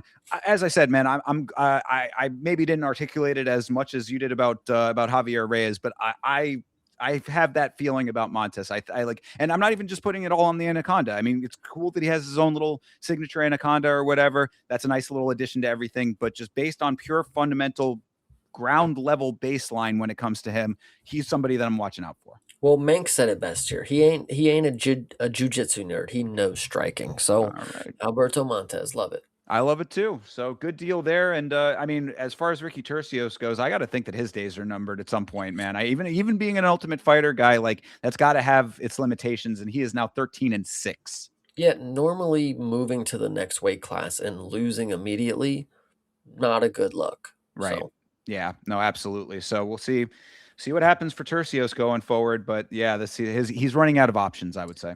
yes. Well, All right. McDonald's could call him, but He could be working right next to Mokayev. there you go. All right. Well, next up on the list here is Dante Johnson versus Cody Brundage. This was, obviously Dante Johnson came into this as the biggest favorite on the card. He won this fight, but it was a very skin of his teeth performance here. It certainly looked like there was a good amount of work that needed to be done on Dante's side. And there looked like there was a little bit of underestimation going into this fight when it came to Johnson and his perception of Cody Brundage. I said going into, if you recall from our last episode, I had said, underestimating Cody Brundage is a mistake. I mean, Cody Brundage has a lot of weirdness in his past. He's got a lot of fluky nonsense and all of that, but he will go out there and fight. I think that Johnson got a little bit lucky that this was a short turnaround fight for Brundage. I think this fight, unfortunately, was one of the weaker ones on this card, and I'm not gonna blame either one of them yet, I guess. But what I will say is Dante Johnson being 8-0 and as young and as new into or as young into his career, this is great experience for him because he again, when it comes to watching your old performances, I would hope a lot of these guys it may suck, but this is what you signed up for to be a professional. You're going to rewatch this shitty performance over and over again because you're going to have to learn to do everything better.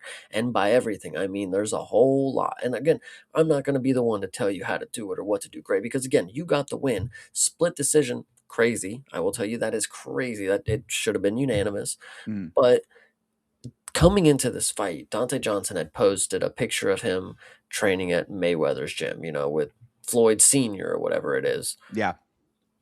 Did not translate one bit into this fight. This was the unfortunate thing about seeing once the fight got to the feet.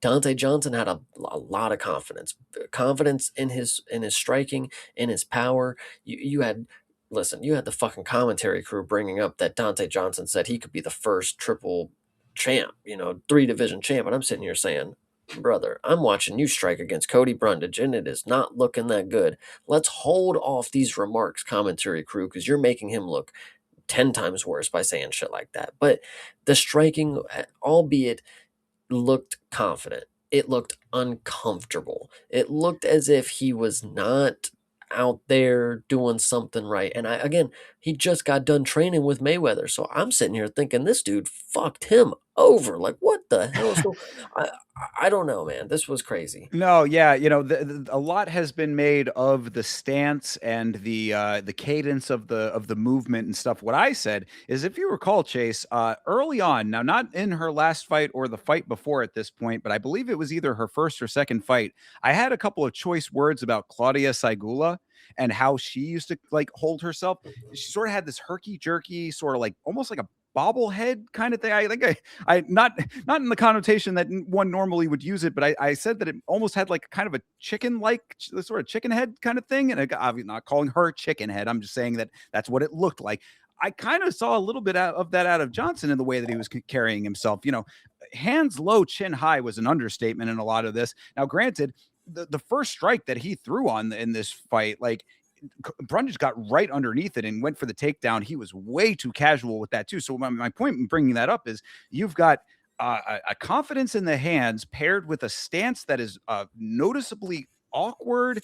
That just seemed like it was like that there was a comfort level that was not there for him with that specifically. Movement seemed very, like I said, herky jerky is really the way that I describe it. It was very kind of like clunky, but in a almost robotically clunky kind of way. Like it's hard to fully put it into words, but if you'd know it if you saw it. So all of those things were just kind of going against him, and then Brundage had a game plan that was effective in a limited sense, but that's really more on Brundage's side. If he had been a more skilled tacticianer when it comes to his ground game, there could have been a very different fight here. But, Cody Brundage just unfortunately, I think he gassed early. And apparently there was a little bit of a confidence issue that they were talking about. I saw chat was saying that, oh, he gives up on himself. It didn't necessarily look like that to me outwardly, but like when I'm hearing that from commentary and like that being what I am seeing is a tired looking fighter, I can understand that being part of the equation too. So, like I say, I mean, I think that Johnson did win this fight, but I do think that there was a decent amount of luck on his side when it came to what he was being opposed by. Listen, again, this is great experience for Dante Johnson. 8-0, Cody Brundage's. This is the same situation that they threw Zachary Reese into, and Zachary Reese got slammed on his head, knocked out, kind of deal. Dante Johnson came out of here, took a W. So I think that is very important. He did do his job. He got paid. Did he get a finish bonus? No. But he'll learn, and hopefully he's going to come and get better. But what I will say is a lot of people were saying Cody Brundage pulled off an Anthony Smith-esque performance in this fight, where he was doing a lot of cowering rather than more defensive positions kind of deal. And I don't think I necessarily would go that far. I personally don't think I saw that out of Cody Brundage. Come on, we know what Anthony Smith looks like kind of deal, or had looked like, with all due respect.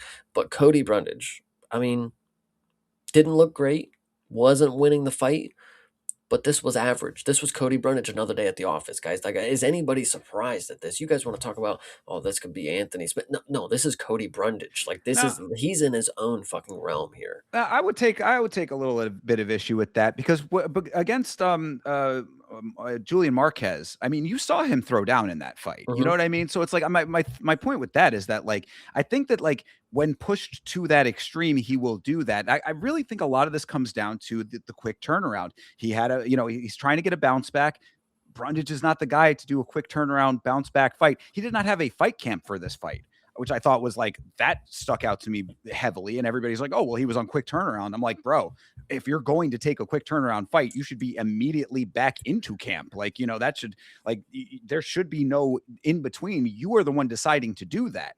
So I think that there was like an element that I'll give. Grant, I feel like every time, like I'm kind of like the devil's advocate when it comes to Cody Brundage over here, which I'm like I'm not really trying to be, but I feel like I've seen better out of Brundage than people that will give him credit for because of all the weirdness and everything. We did not see it here. I will certainly admit that. Yeah. No, this one was definitely an interesting performance. Not necessarily anything that I'm going to rant and rave about for the rest of my life. I'll probably forget it by next week and we'll talk about another fight in the Apex that was better than this. But Dante Johnson proving to be a prospect that you got to keep your eye on because it doesn't necessarily seem like he's the full package yet. But again, he's still very youthful into his career, but he does seem to kind of have a little bit of a community behind him. It's not necessarily the biggest, but like you can feel that obviously as big of a favorite he is, there's a lot of pressure on him. And if it's as somebody that everybody describes as a little hard on himself kind of deal, we'll have to see where this goes. It could be one of those moments where you get something that's really good or you get something that's really bad. I think there's a little X factor kind of thing in here. I think potentially we could have the greatest thing ever, or potentially we could have the worst thing ever. So keep an eye on Dante Johnson. That's the one thing that I'll be able to say, is that you should not be able to let him slip off the radar. I agree entirely on that. I think that there is definitely potential for Johnson to do everything that we're talking about, learn from this, come back better. You know, what we saw in the Strikes Dumas fight, we did not see here. I believe that he can replicate the Dumas fight, at least the elements that made him look great in that fight. I believe that there is more of that in him going forward, and I'm very glad that he did win this fight so that we will be able to see that. Absolutely. Also, before we move on, I have to highlight this comment here because this is something that never has even occurred to me, but is a goated idea. Mhm. Sanjay saying, is anybody else rewatching the fights as we talk about them? Brother, what an amazing idea. Yeah, if you guys are out there and have the fights queued up while we are talking these things through, excellent, excellent idea. I'm glad you brought it up, because I did see that as well. I wasn't going to stop the show just to bring it up, but I'm glad you did. That is an excellent idea. I see Hydra over here. You know, you're liking the idea as well. Everybody, shut up, Sanjay, really quick. Yeah, Yeah, if most we look like definitely. Megan Levy, we would watch their screen instead. Yeah, I hear you. I would Yes. too. Yeah, exactly. Same. I would certainly not be watching me if Mego Levy was on any screen. That is a good call. Oh yeah. All right. Well, that being said, let's move on to the next fight. If you're rewatching fights, this is certainly one to see. This is Cody Garbrandt versus Zhao Long. Before we get into this fight, Chase, I'm going to ask this question in all earnesty, in all earnestness. Is Zhao Long mentally handicapped in some way? And I'm not. That sounds. I know you're laughing, and I'm not. I'm legitimately and earnestly asking if there might be some element of a slight bit of autism, an element of maybe something off. All I saw out of this guy was flecks of things that would lead me to believe that. I this goes back to having the rule book in all the languages, because listen, To not know to knee of dude in the nuts 3 times. it wasn't even just that, bro. Like, there was just so, listen, Herb Dean had to bring in the interpreter. He's like, "Interpreter, come on, like, get over here. Tell him."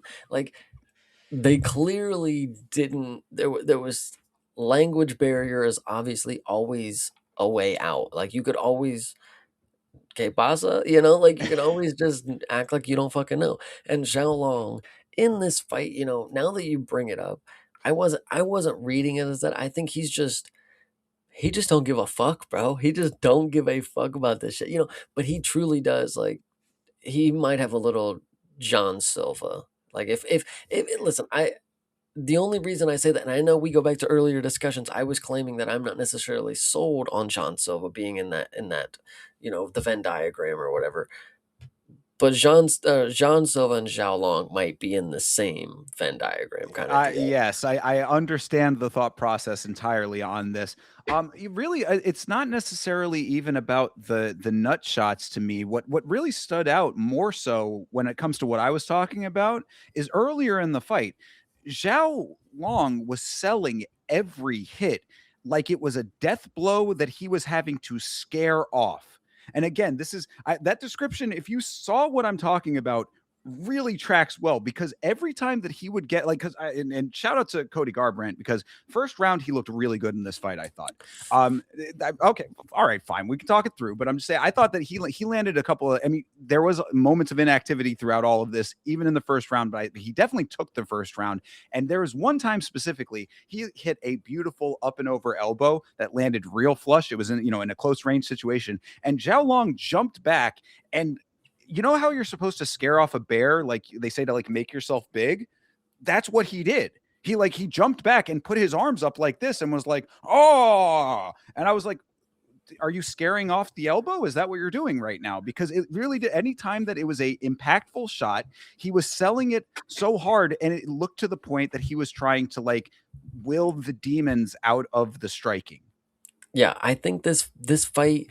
Listen, Xiao Long is the emote king. We will definitely talk about that here in a minute. But what the story is that Xiao Long had all the answers for Cody Garbrandt. Cody Garbrandt dipped to his right and got kicked in the fucking head in the first like 30 fucking seconds. Once though. No, he got kneed the second time. He dipped even lower and got kneed. So it was pretty funny. That was in the second round. But Zhao Long was having all the success. Cody Garbrandt, you said he looked fine. I remember because I picked him. This was my pick, and this is one of the ones that evidently went my way, but I would not necessarily say that I won this one. Cody Garbrandt, I gave him credit because he's fast, is what I said. He is still lightning. He's not anymore. He's not anymore. He is not as fast as he once was. The quickness is early. Like you look at Michael Johnson, it's still there. Sure. This right here, it was not the same, and he was not able to slip in, he was not able to slip out. You know how I know he wasn't? Because he was slipping into feet that were flying into his face, Well, like that's where I will certainly agree. What I would say is he is still fast. He's still light on his feet as far as speed goes, but his striking is just not there. I mean, yeah. like that's why I was saying first round he was landing a couple of elbows, he got a couple of knees. I thought this was a good version. Really in the moment, what I thought I was like, this is a good start to this fight for him. Like it might not, like it was close enough round that it was still very competitive. I was like, he is working his way towards better going forward in this fight. Round two, the output dipped very significantly. I mean, like it was like really, really inactive. Zhao took that one off of the kicks alone. Like you were saying, I mean, like, the kicks were very consistent for Zhao. I was like, there you go. I mean, you're taking it because Cody is doing exactly as you said. He's actively moving, but not pairing it with any striking. So really, you're dancing. I mean, that's a choreographed dance routine at that point. Also in the second. Hydra, right as you said, choreographed dance routine. He said Cody Garbrandt's speed is performative now. Yeah, exactly. Bingo. Yeah, very well said. Exactly. Absolutely. Also in that second round was when the fuckery started. Third round was where it got turned up to 11, but the fuckery started in the second round with the head clash at the very end, which was admittedly a gnarly one. Cody got very lucky that Zhao didn't go out off of that one. He kind of went limp for a second. That was a pretty Yeah. scary head clash for sure. Yeah, it was right on the money too. I mean, like as far as where the impact would have been to knock someone out, yeah, it was a bad one. So I understood Zhao Long getting upset about that one and his whole little thing where he went over and was like pointing at his head and like headbutting the air or whatever. Like it's like okay, I understandable. And honestly, if you heard Cody after the fight, he was like, "Yeah, I understood it. I stepped back. I was respectful of you. You didn't give me that same respect thereafter." And that's when Cody started to get really pissed in the third. And we'll talk about all that in a second here. But Yeah. yeah. So anyway, go ahead. No, I was gonna say I'm glad you brought up the post fight thing where he's like, dude, I could have fucking wailed you, dude, while you were down, but I didn't, Cody's a funny dude, but like this is again, you can't play by those rules if you want to be the best. I mean, it's funny because Cody won this fight 28-27, which if you do the math here, Zhao Long won the first 2 rounds. Okay, fine. He also won the third round, guys. I don't know if anybody forgot this. I mean, they kind of gave Cody Garbrandt the third round. He did not win any of these rounds. They took away 2 points. That should mean Zhao Long should have still won by 1 round, but that's just not what happened here. Well, that is the most wildest thing, and I do acknowledge that. I personally had Cody winning the first round. I even after rewatch, I definitely did. I mean, like I thought that there was enough. I thought he landed some really nice, good stuff in that first round. I saw enough. But fine, fair enough. You are correct, though. That is very wild to think about. But we got to talk through the third round real quick here because this is where it really got crazy. So I said I had a 1-1 going into the third. So anybody's fight based on my scorecards. Zhao Long lands the kick to the nuts. First off, he gets that's a get back. I said, that's the get back for the headbutt. Fine, we're gonna move on. Warning for that. Immediately after that, Zhao Long lands a way more solid connection to the cup. I mean, like the first one, that's a connection. It hurts. Cody shakes it out. Second one, you heard that bitch. Like that was a fucking solid. That was the one that had Cody throwing up. I mean, this was a unique situation. Joe Rogan had said it, and I really was struggling to think of a time that I have seen in my time with the sport where you've actually seen someone throwing up from one of these, which it can happen, but very rare. Key thing about Paramount and the UFC broadcast, they will show you an open gash on somebody's forehead, but they will not show you a person throwing up into a bucket. Yes, you are very correct about that. That was a funny thing of all this. So yeah, we're sitting there, we're watching Zhao Long as he's sort of like standing, kind of looking around. He's got waiting this for the look on his face, like Ew, and he's, like, vomiting, like, but Yeah, he's, yeah, like, still trying to lock in, he's, like, not trying to look at it, it's pretty funny, honestly. yeah, you did that, brother. That was because of you. You made that happen. So yeah, I mean, shout out to Cody Garbrandt for being able to stay in this thing, because I do really, based on what we saw. I mean, look, we've talked about certain nut shots where it's like, is he milking it? Is he not?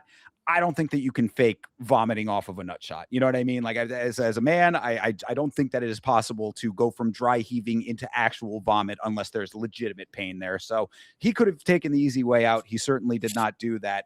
And then yeah, I mean, he's doing all that. The bucket is out. Whatever. We finally get back into it. Zhao Long gets that point deduction off of that. Cody is staring daggers at him after this. And then the funniest thing to me throughout all this, before the next round of fuckery here, is that when the fight resumes, Cody charges at this man like a buffalo, no connection, and then they just clinch. Yep. No, that was absolutely funny because yes, as the fight's about to restart, Cody's staring across, he's pacing, he's ready to go, and he tells Zhao, "Meet in the middle, man. It's time to fucking go." And Zhao Long, this is his time.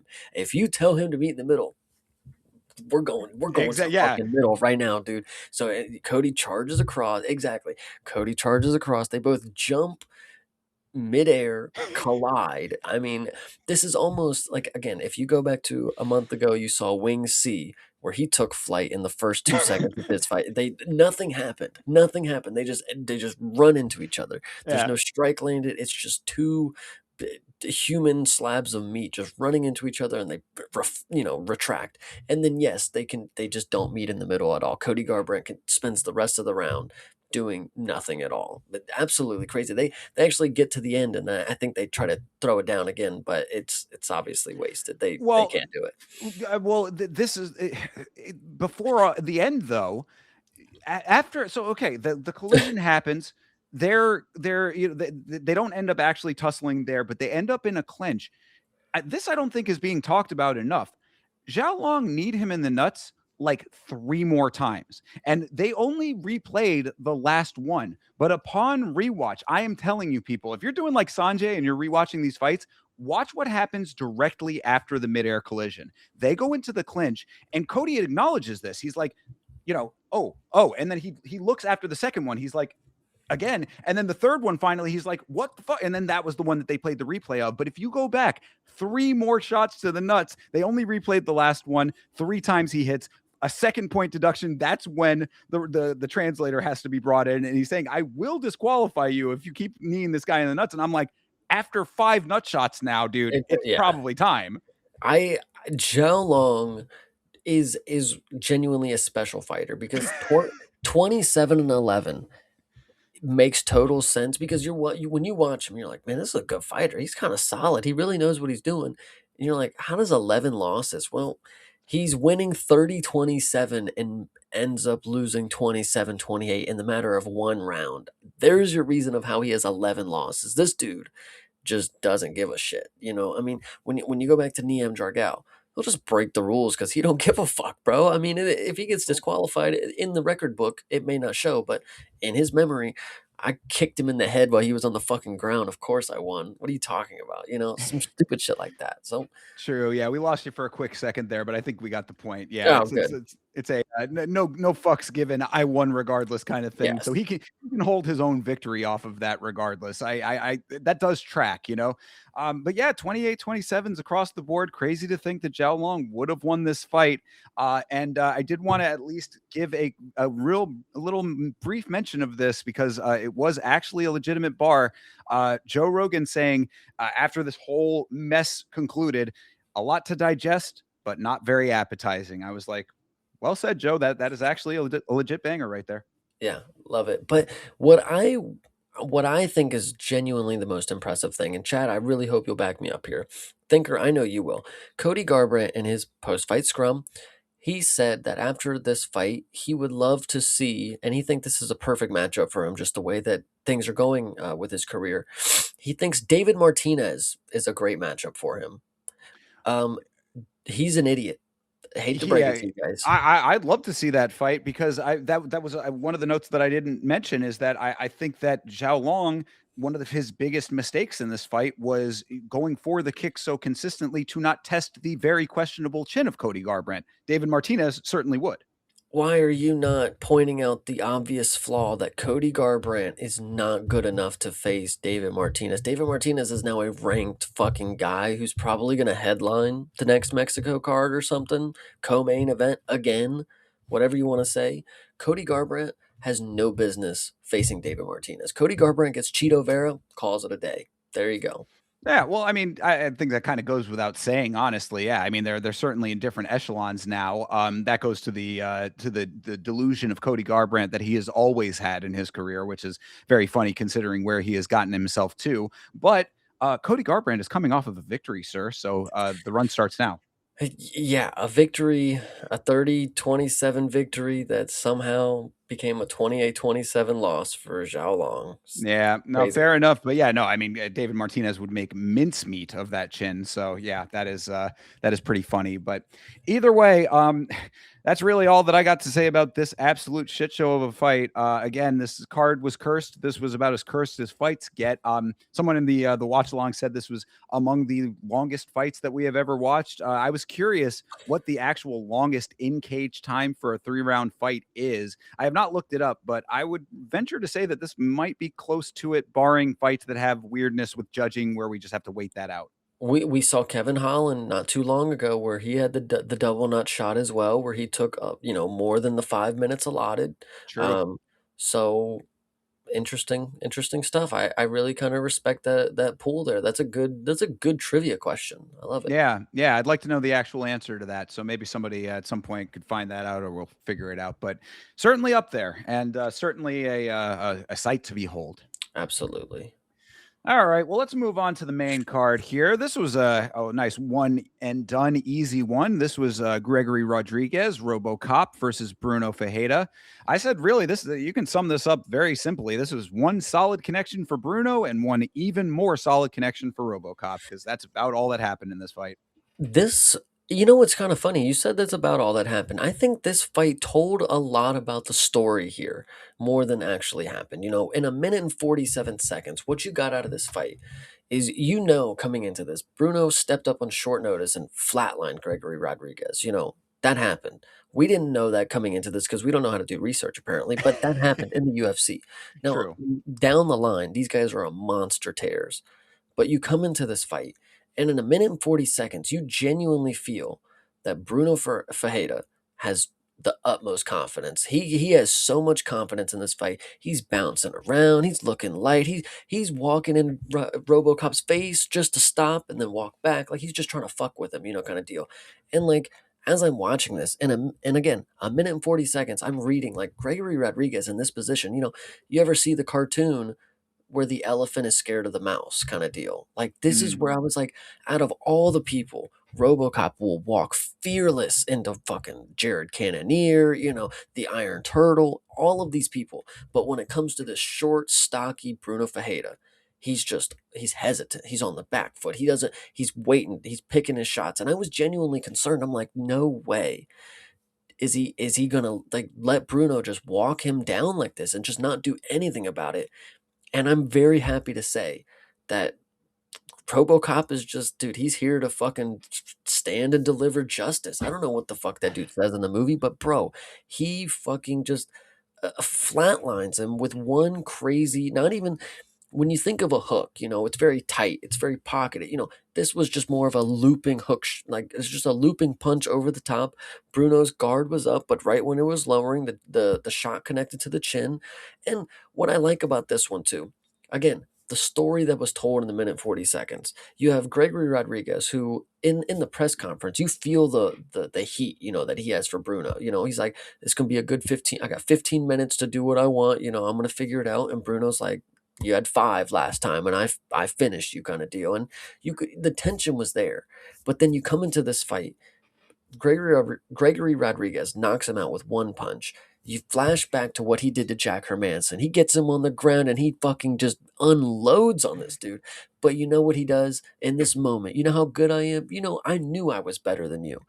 I could just dude, Bruno was out, but like it wasn't, the ref probably could have let him take a little more damage. RoboCop didn't even need to do that, you know, it Uh, wasn't even he could have fucking ended this dude if he really wanted to, 3, 4 more strikes, you know? no, yeah, He didn't know. He knows that he didn't need to, and you gotta again, if you go back to the Hermanson one, it's different because this one with the press moment, like, he was confident that this is truly what he could do. There was no need for the follow-ups. There was nothing extra needed because everything he needed to say was in 2 fucking strikes. no. RoboCop cleared it. Love it. You're yeah, no, I'm glad that you said that too, because yeah, I brought that up on the in the watch along, saying that yeah, he was spared the Hermanson treatment, but based on the narrative that you just outlined, it does fit so perfectly. Because I said the same thing. I said I was surprised that that Bruno couldn't tank that shot. I mean, it was another perfectly placed shot. I mean, it makes sense. RoboCop's power is insane. It is scary. It's all of the things that you know about it. So as advertised always with this guy. Somebody on the watch along said that RoboCop needs to move up. I said, "Are you fucking insane? Why would he ever move up if he is able to make this weight and is doing this? Like, there is Yeah. no way he should be moving up." But so yeah, I mean, based on the narrative, as you just said, definitely a perfect walk off KO. Fajeda goes down, eyes wide open. You knew he was gone. I thought it was a little crazy that he wasn't able to tank that damage, but when it's a shot like that coming from a powerhouse like RoboCop, it makes sense. And revenge is a very sweet endeavor for RoboCop, I would suspect. It's crazier to think this was the best that we had ever seen Bruno. Bruno came in the best shape of his life. Arguably, I was thinking this dude was on roids, you know? Well, listen, the RoboCop is a scary fucking guy, and it's just I'm very happy for him because this performance, again, the way it started out, and again, when you watch it in hindsight, he's very measured, but when you're watching it in the moment, it's like, dude, he really is like stun locked by this short, stocky dude who obviously finished him before, but like it's still clouding his judgment. But the fact that he was able to just stay locked in and find that one shot, on that one shot just drops him. Not even a powerful shot, it's just a connecting shot. Like that's how powerful RoboCop is. It's because he doesn't need to like load up on these big bombs. He just throws his hands out there, and if it hits you, you go flying. And dude, the way Bruno went out, yeah, dude, it was nuts because he was gone, bro. He was really gone. Yeah, no, absolutely. I know that there had been the conversation about his physique going into this fight. Fajeda was on back watch, didn't see any acne on the back, so he really could have just been putting that work in the gym potentially. I mean, who knows what the actual answer is, of course. But regardless, sometimes just don't matter. Sometimes it just don't matter. And when you got RoboCop on the other side of it, especially at this stage of his career, after what he has seen in the organization, RoboCop is another guy that I mean, really like. I always go back to that one performance, that one fight where he got that really gnarly gash in the middle of his face there.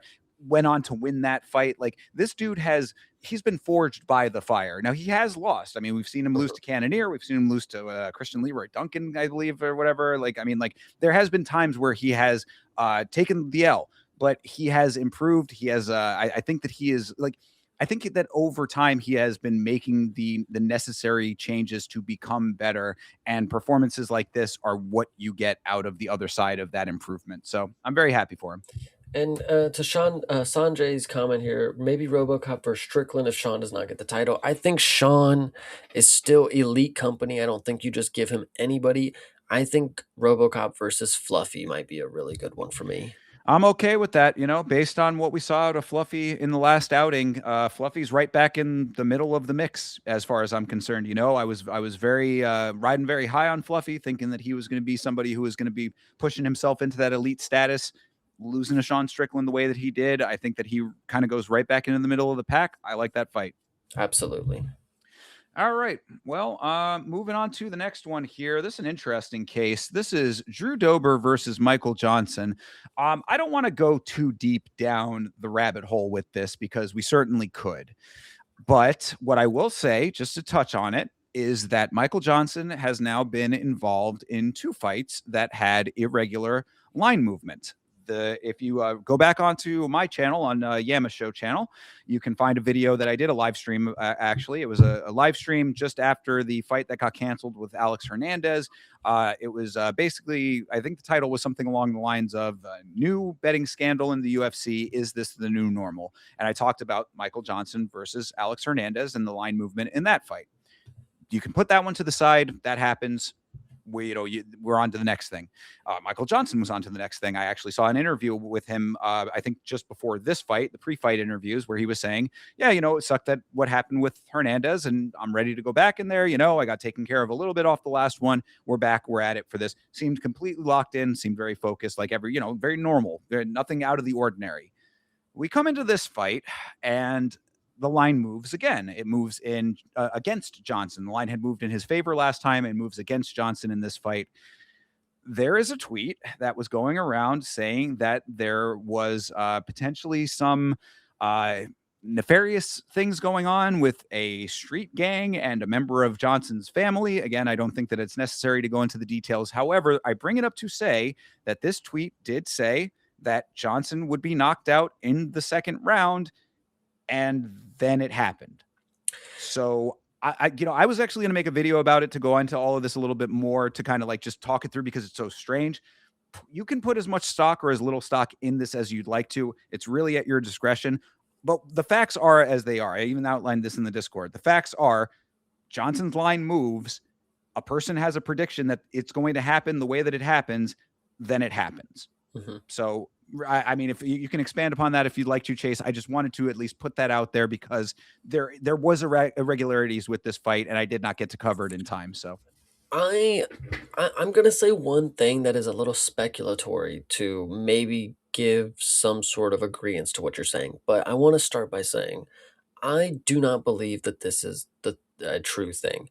I do not want to discredit what Drew Dober did in the cage. I think this is a great performance from him.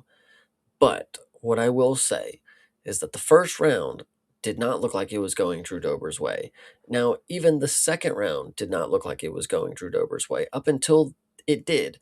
And the shot that actually landed in round two was a shot that Michael Johnson had been evading very easily up until the moment that he didn't. So I'm not saying that I'm into the conspiracy, but it is a little questionable for me to see that Drew Dober is he's not coming anywhere close with his overhand.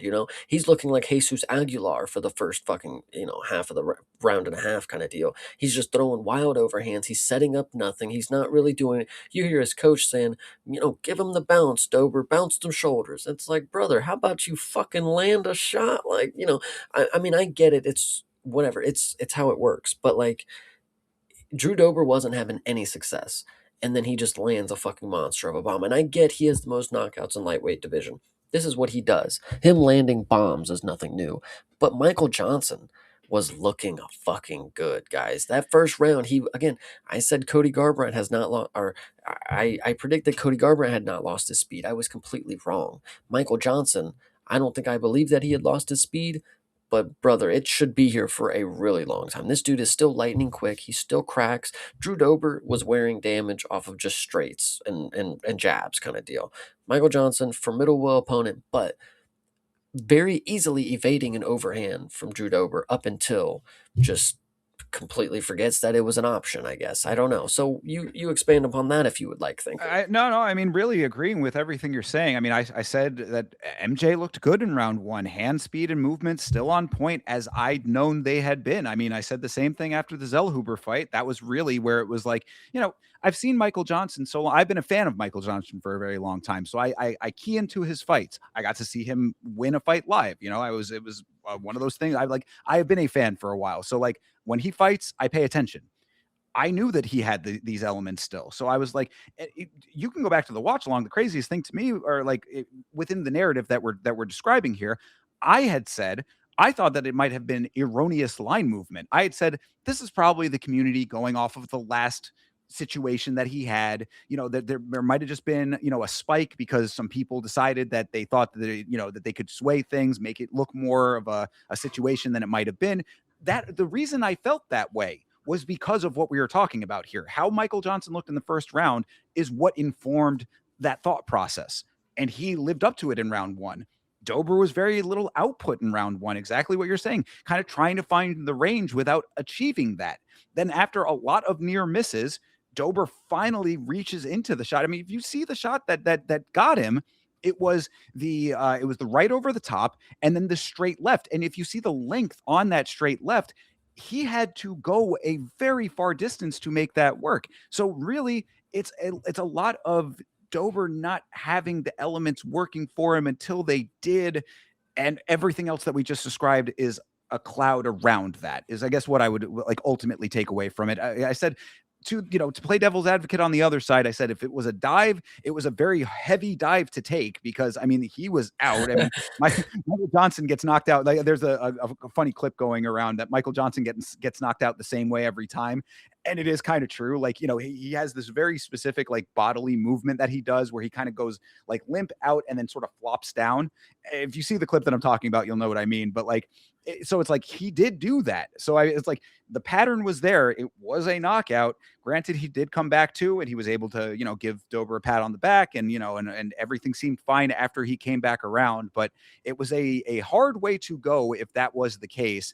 I don't know. It's just, again, these are the things that really cloud the sport, make it a little bit hard to know what's true and what's not true. And I hate that. I hate that it's associated with someone that I like Michael Johnson. I I don't know, I guess is what I end up with at the end of the day, Chase. I don't know what the actual answer is, and I don't know like if I could know. You know what I mean? I don't know if it's a knowable thing one way or the other. All I say is that if his nephew was in any kind of danger, I hope that he's okay.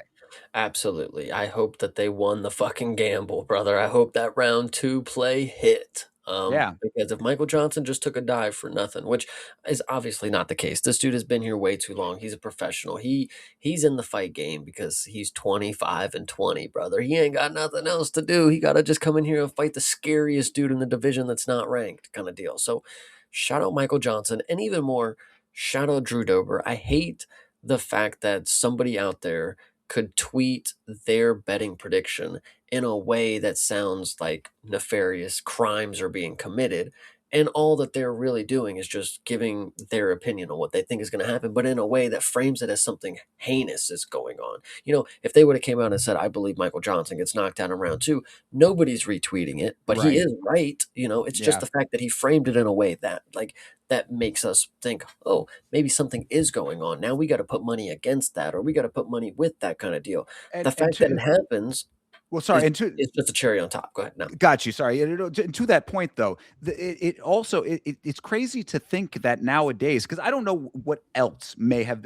I guess that's another reason why this is such a crazy thing to me is that if it was that tweet that did it, that's a crazy thing to think that one tweet or a group of tweets, a group of people, whatever it might be, that they have the pull to be able to. Because there were books that were taking bets off of this. Like I remember Money J, one of the betters in my chat often said that he was glad that he locked in when he did because they pulled the fight. They would stop taking action on it. So to think that we are in an era where what you just described could be enough to sway the odds so definitively, that in and of itself is very concerning to me. You know what I mean? Like, and because you're exactly right, Chase. I mean, to bring it back around, Drew Dober deserves all of the credit here. I mean, like, if we're talking about all this conspiratorial bullshit, Drew Dober was the man that made this happen. Like, that's commendable and laud. And Drew Dober, one of the nicest guys in the game as well. So it's like guy you want to root for. I like both of these guys. I don't like either of these guys having any of this cloud above them. But if these are the dynamics that can be big enough and strong enough to have fights pulled off of books, lines shifting, these kinds of things, dramatic spikes in a pick 'em fight turning into a heavy underdog kind of thing. We're just in a weird, brave new world when it comes to sports betting that makes things very untenable that you're going to just continue to see over and over again, I guess is my ultimate takeaway. Yeah, I don't know exactly what the story is. I assume we're gonna find nothing as a result, of course, just like the Bulgarian situation, but that's just how it goes. Shout out Drew Dober though. I agree with you. He's one of the nicest dudes. I follow him on Instagram now and I keep up with his stories and he puts out some very quality content. So everybody out there, shout out Drew Dober's Instagram. Absolutely. No. And again, Drew Dober, one of the biggest sweethearts in this game. You heard it in his post-fight speech. Hydra, I see you in the chat talking about the other element of this fight that everybody talks about. We can briefly touch on it very briefly. yes, Drew Dober has a record that is has a long streak against other ethnicities than his own. Drew Dober himself does not like this narrative. If you saw the video, that I don't know if I posted it in the Discord or if I just saw it on Twitter, but either way, there was a video of Drew Dober coming up to Michael Johnson before the fight and saying, "Hey, man." I like it was before the press conference, and he was like, "Look, I just want you to know I know the narrative around here. I'm not racist. Like I know that this is a thing. I have a niece who goes to school, and people tell her that your uncle is racist because of this. I do not like this. I am not that way. I just wanted to make sure that we're cool." And Michael Johnson was completely understanding of that. Drew Dober is not a racist, people. I know that this is a funny meme to run with because it is like just a thing. It's a one of those odd coincidences in this sport. It is humorous, but at the end of the day, I think you also do have to take one step back and realize that this is a human being who's getting an unfair framework around him off of this. So, You know who learned that lesson just a little too late? I think Ian Gary learned that a little too late because of what he, put Neil Magny through kind of deal, yes, unfortunately. absolutely, you're absolutely correct, and think about the ramifications of that. So Yeah. you're very right. Good And call on that, Chase. and he's definitely tuned it up. He actually has been very professional, I would say, when it comes to his trash talking very recently. It's nothing anything that's going to get people into serious consequential, situations kind of deal. I agree. I think Ian Gary was on track to be a legitimate MMA lol cow, and was for a brief while there. I mean, like between him and his wife and all that situation, he was in lol cow territory, and somehow he was able to right that ship and course correct. And I think he deserves a lot of lauding and credit for that. But my, again, going back to the original point, Ian Gary, luckily for the next opponent, will have that new mentality. But Neil Magny doesn't get that luxury. Drew Dober, I mean, he's having to live with it, is all I'm saying. So just, as much as it's a funny meme, I'd say also consider the human being here because again, he's not talking about it for himself. He's talking about it for his young niece. I mean, this is a kid in grade school he's talking about. So Absolutely. And shout out Sanjay for doing the rewatch. Okay, fair enough. If Drew Dober was landing that shot, very often before it actually had landed flush, shout out. But, it is what it is. I would say take that one step away from the conspiracy being true then. So that's fine.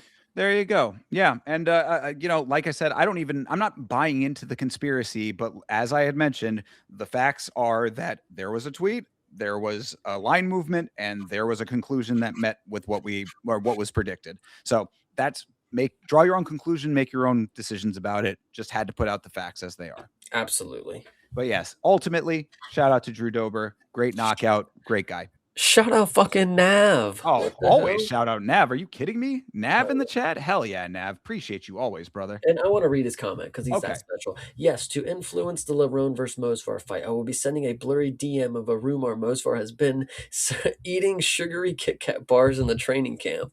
Fire. Getting done. Plus 250 right there. Absolutely. All right. Well, let's move on from this one here. I think we've talked it through enough. Let's move on to this fight. I call this fight BMF Light. This is Raul Rosas Jr. versus Rob Font. One long round full of Rosas doing what the fuck he wanted to. I call this Ragdoll Rob as the other side of this thing, unfortunately. I called this one completely incorrectly. I thought that Rob Font, a veteran of this sport, a person who has been in there with many different people with many different styles, should have the wherewithal to deal with what Raul was doing, considering that this was a very basic I mean, I'm not saying basic as in this was not impressive. I'm saying that this was basic as in this was not dynamic. This was a very solid wrestling affair where Raul had his hands on him and he rolled him here and he put him in the cage here and he was on his back here. This was not out of the ordinary wrestling maneuvering that Raul was doing. He was just doing it very well. I would have thought that of anybody, Rob Font would have the wherewithal to have an answer for it. Clearly, he did not. I find this one just unfortunately it's just so telling about where how a lot of fighters are delusional and a lot of people are young and they grow out of their delusion. I think Raul Rosas is in the predicament where he's young and very delusional. He has been in the UFC for 4 years now. He has held his opponents down. He actually even used to finish people. He got a knockout before. He again submitted Ricky Tercios.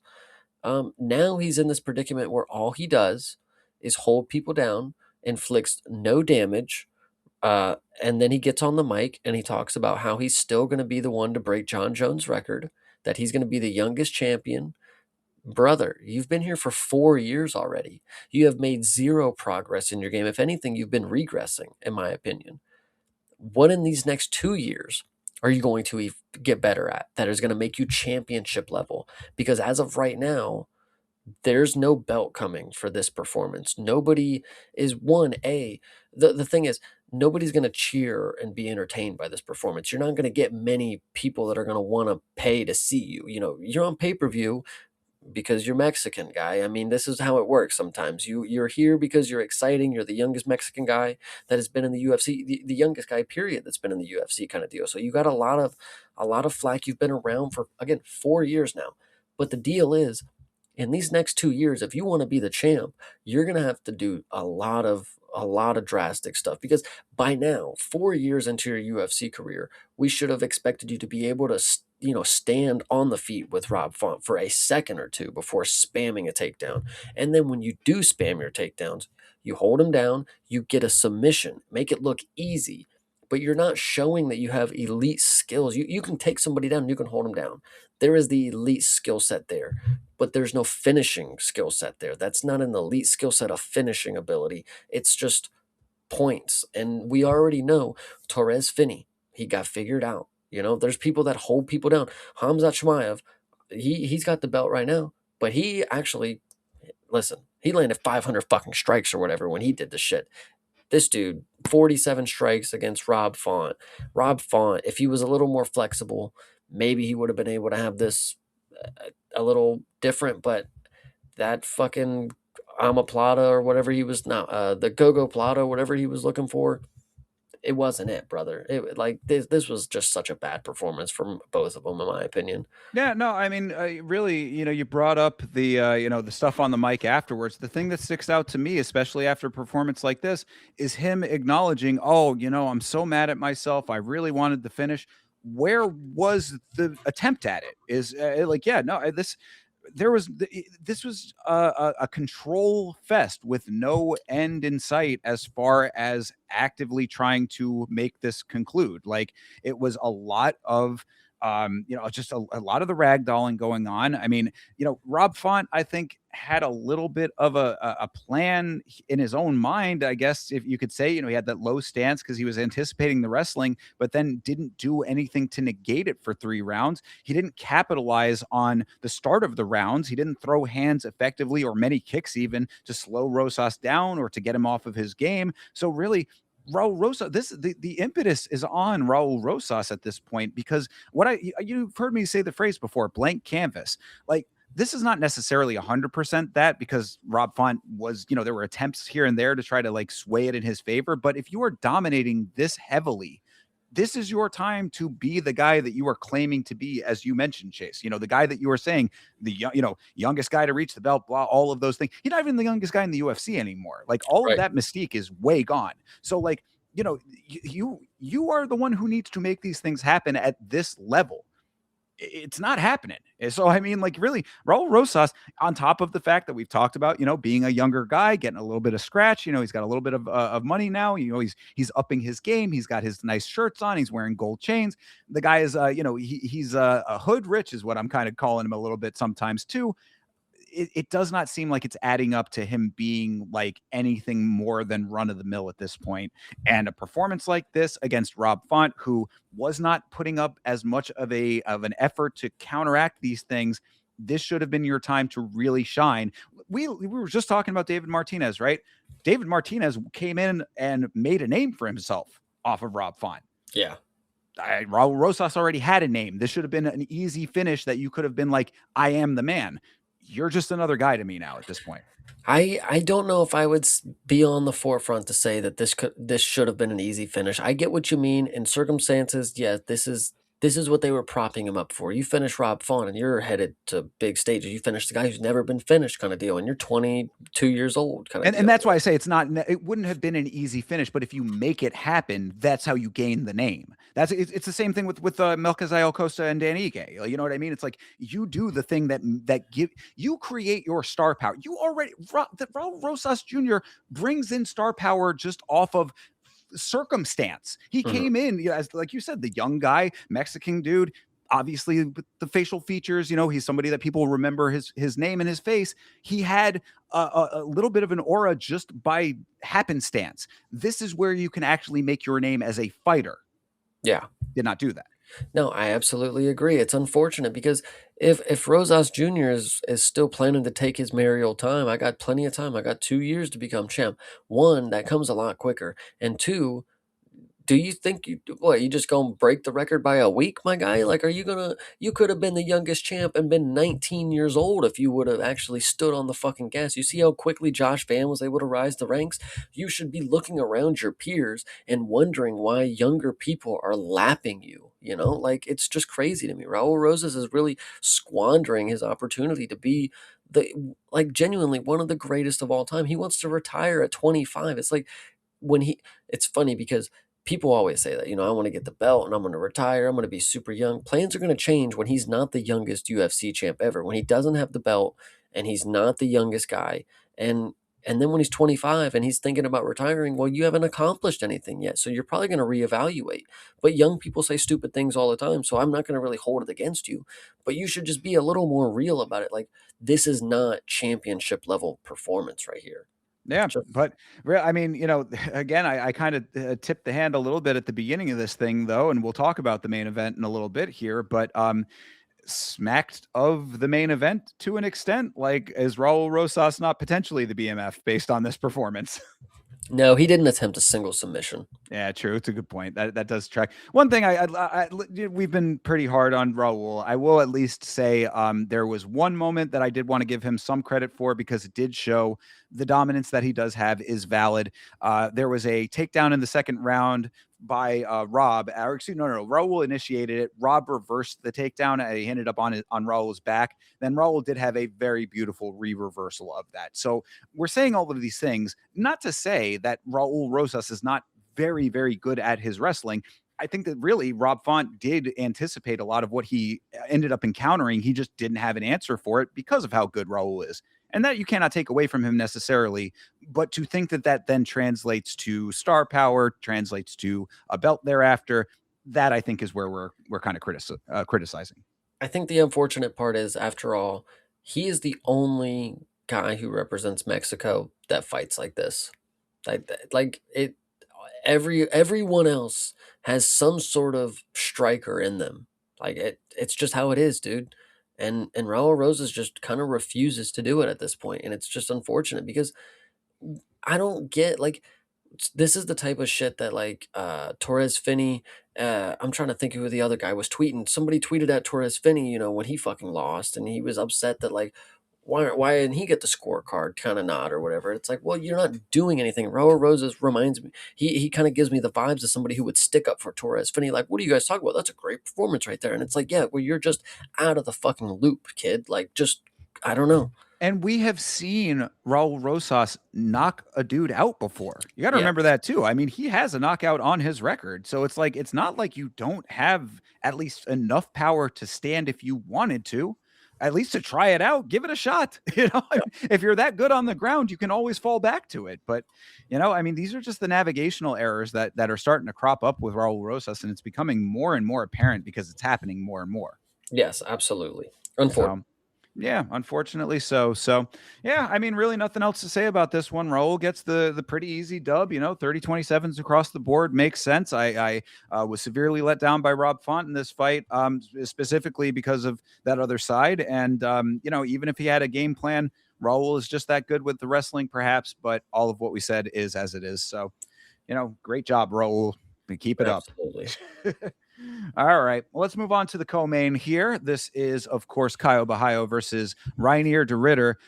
This is an interesting fight to me because I've seen a lot of different versions of how people felt about this. What I will say to lead into this is that 30-27s across the board is ridiculous any way that you cut it. There is no way that this was a 30-27 victory for Caio Bahaio. Now, which rounds you decide are the ones that should have been lost, that I think gets into a little bit more murky territory, especially after rewatching. So, Chase, I'm very interested to hear your thoughts on this. I mean, this all started.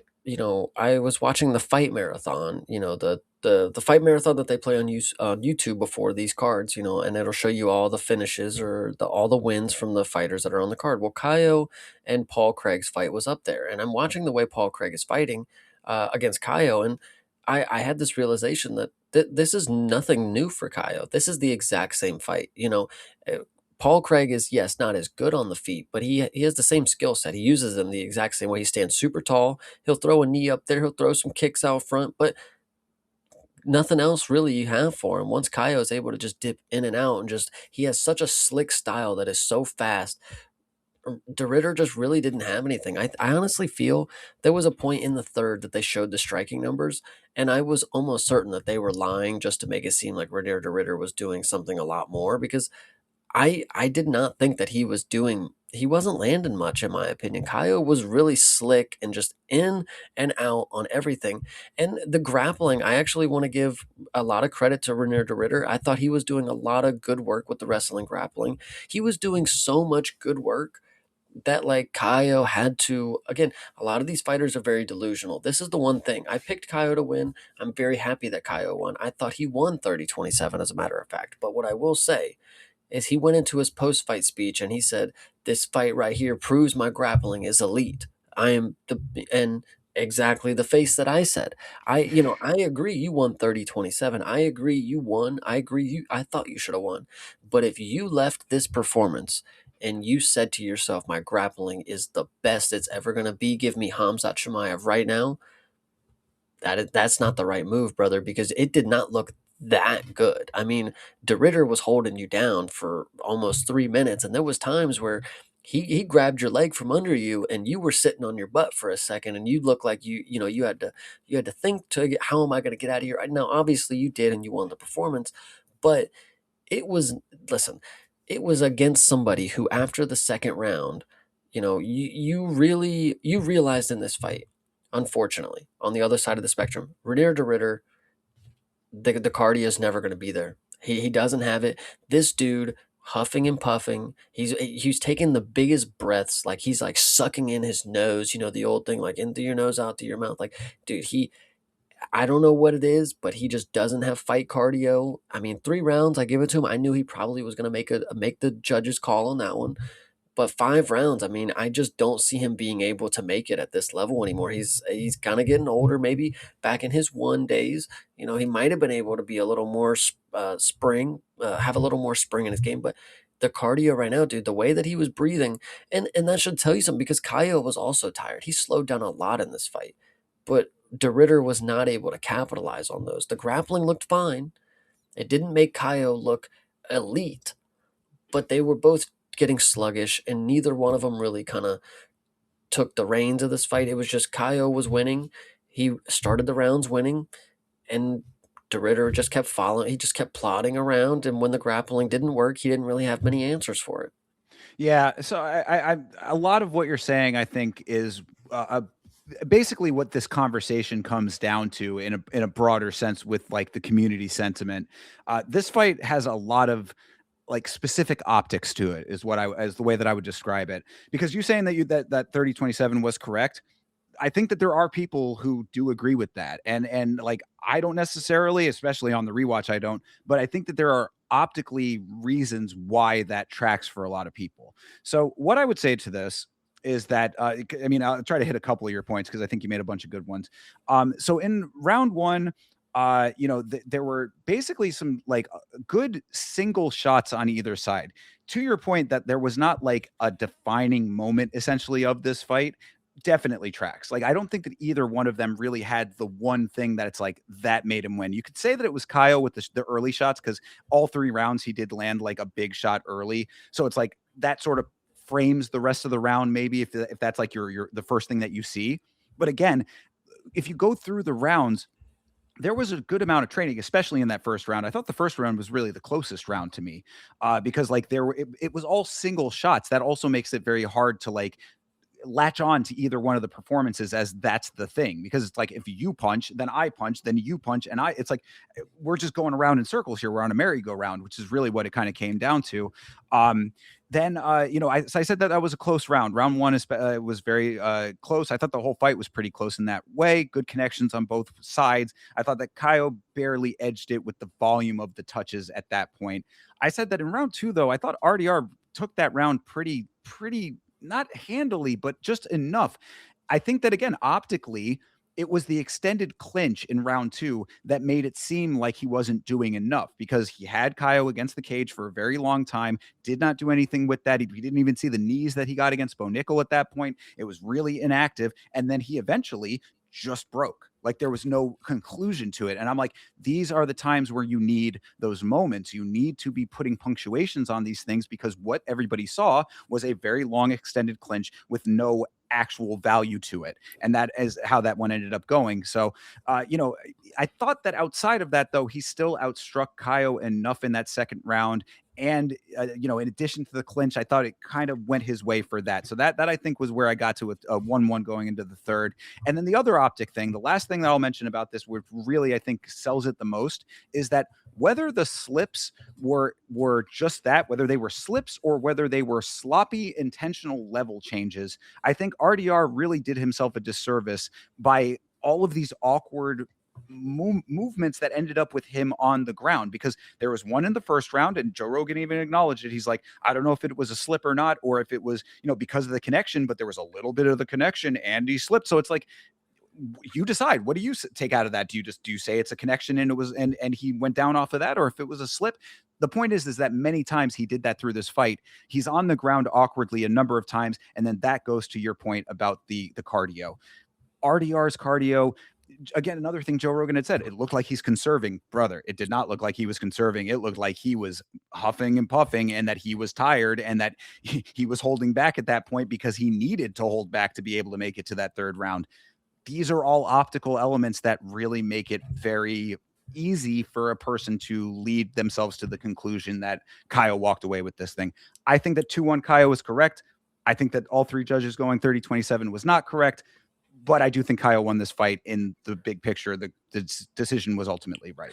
This is another good example. I brought it up a little earlier, where people, they have this idea that every fighter has, they got to do everything the exact same. When this fight gets brought up, and I'm like, man, I think Kaio really has got the style that can do this, and everybody's like, nah, De Ritter's gonna smash him with those knees, man. It's like, here we go again. Like, do you only know that he can do one thing and that's what you just ride with? Because I said I don't think it's going to be that easy. Kaio has a different type of stance. He stands very sideways. Where's the knee going to land? I mean, he's just going to step to the side. And for the most part, De Ritter had no affecting knees that did anything. He had one, I think, early in the first, and then the second knee that he had landed right to Kaio in the dick. They actually kicked each other in the dick. So Dueling dick shots. That was, yeah, yes, that was. that was an interesting one. But no, I thought 30-27. I mean, Kaio, maybe because I don't know. I think Kaio really won all these one, but I will admit that it was not the star-studded performance that he would like you to believe after that. Like, grappling being elite, like, this should tell you that I'm the guy when it comes to the grappling. I mean, I would not go that far. Hamzat would do disgusting things to you. So that's just Yeah, how no, it is. that was certainly a point that was brought up on the watch along, that the self marketing was not correct for how Kaio was conducting himself after this performance, for sure. Yeah, but hey, fighting nerds are back. You heard it.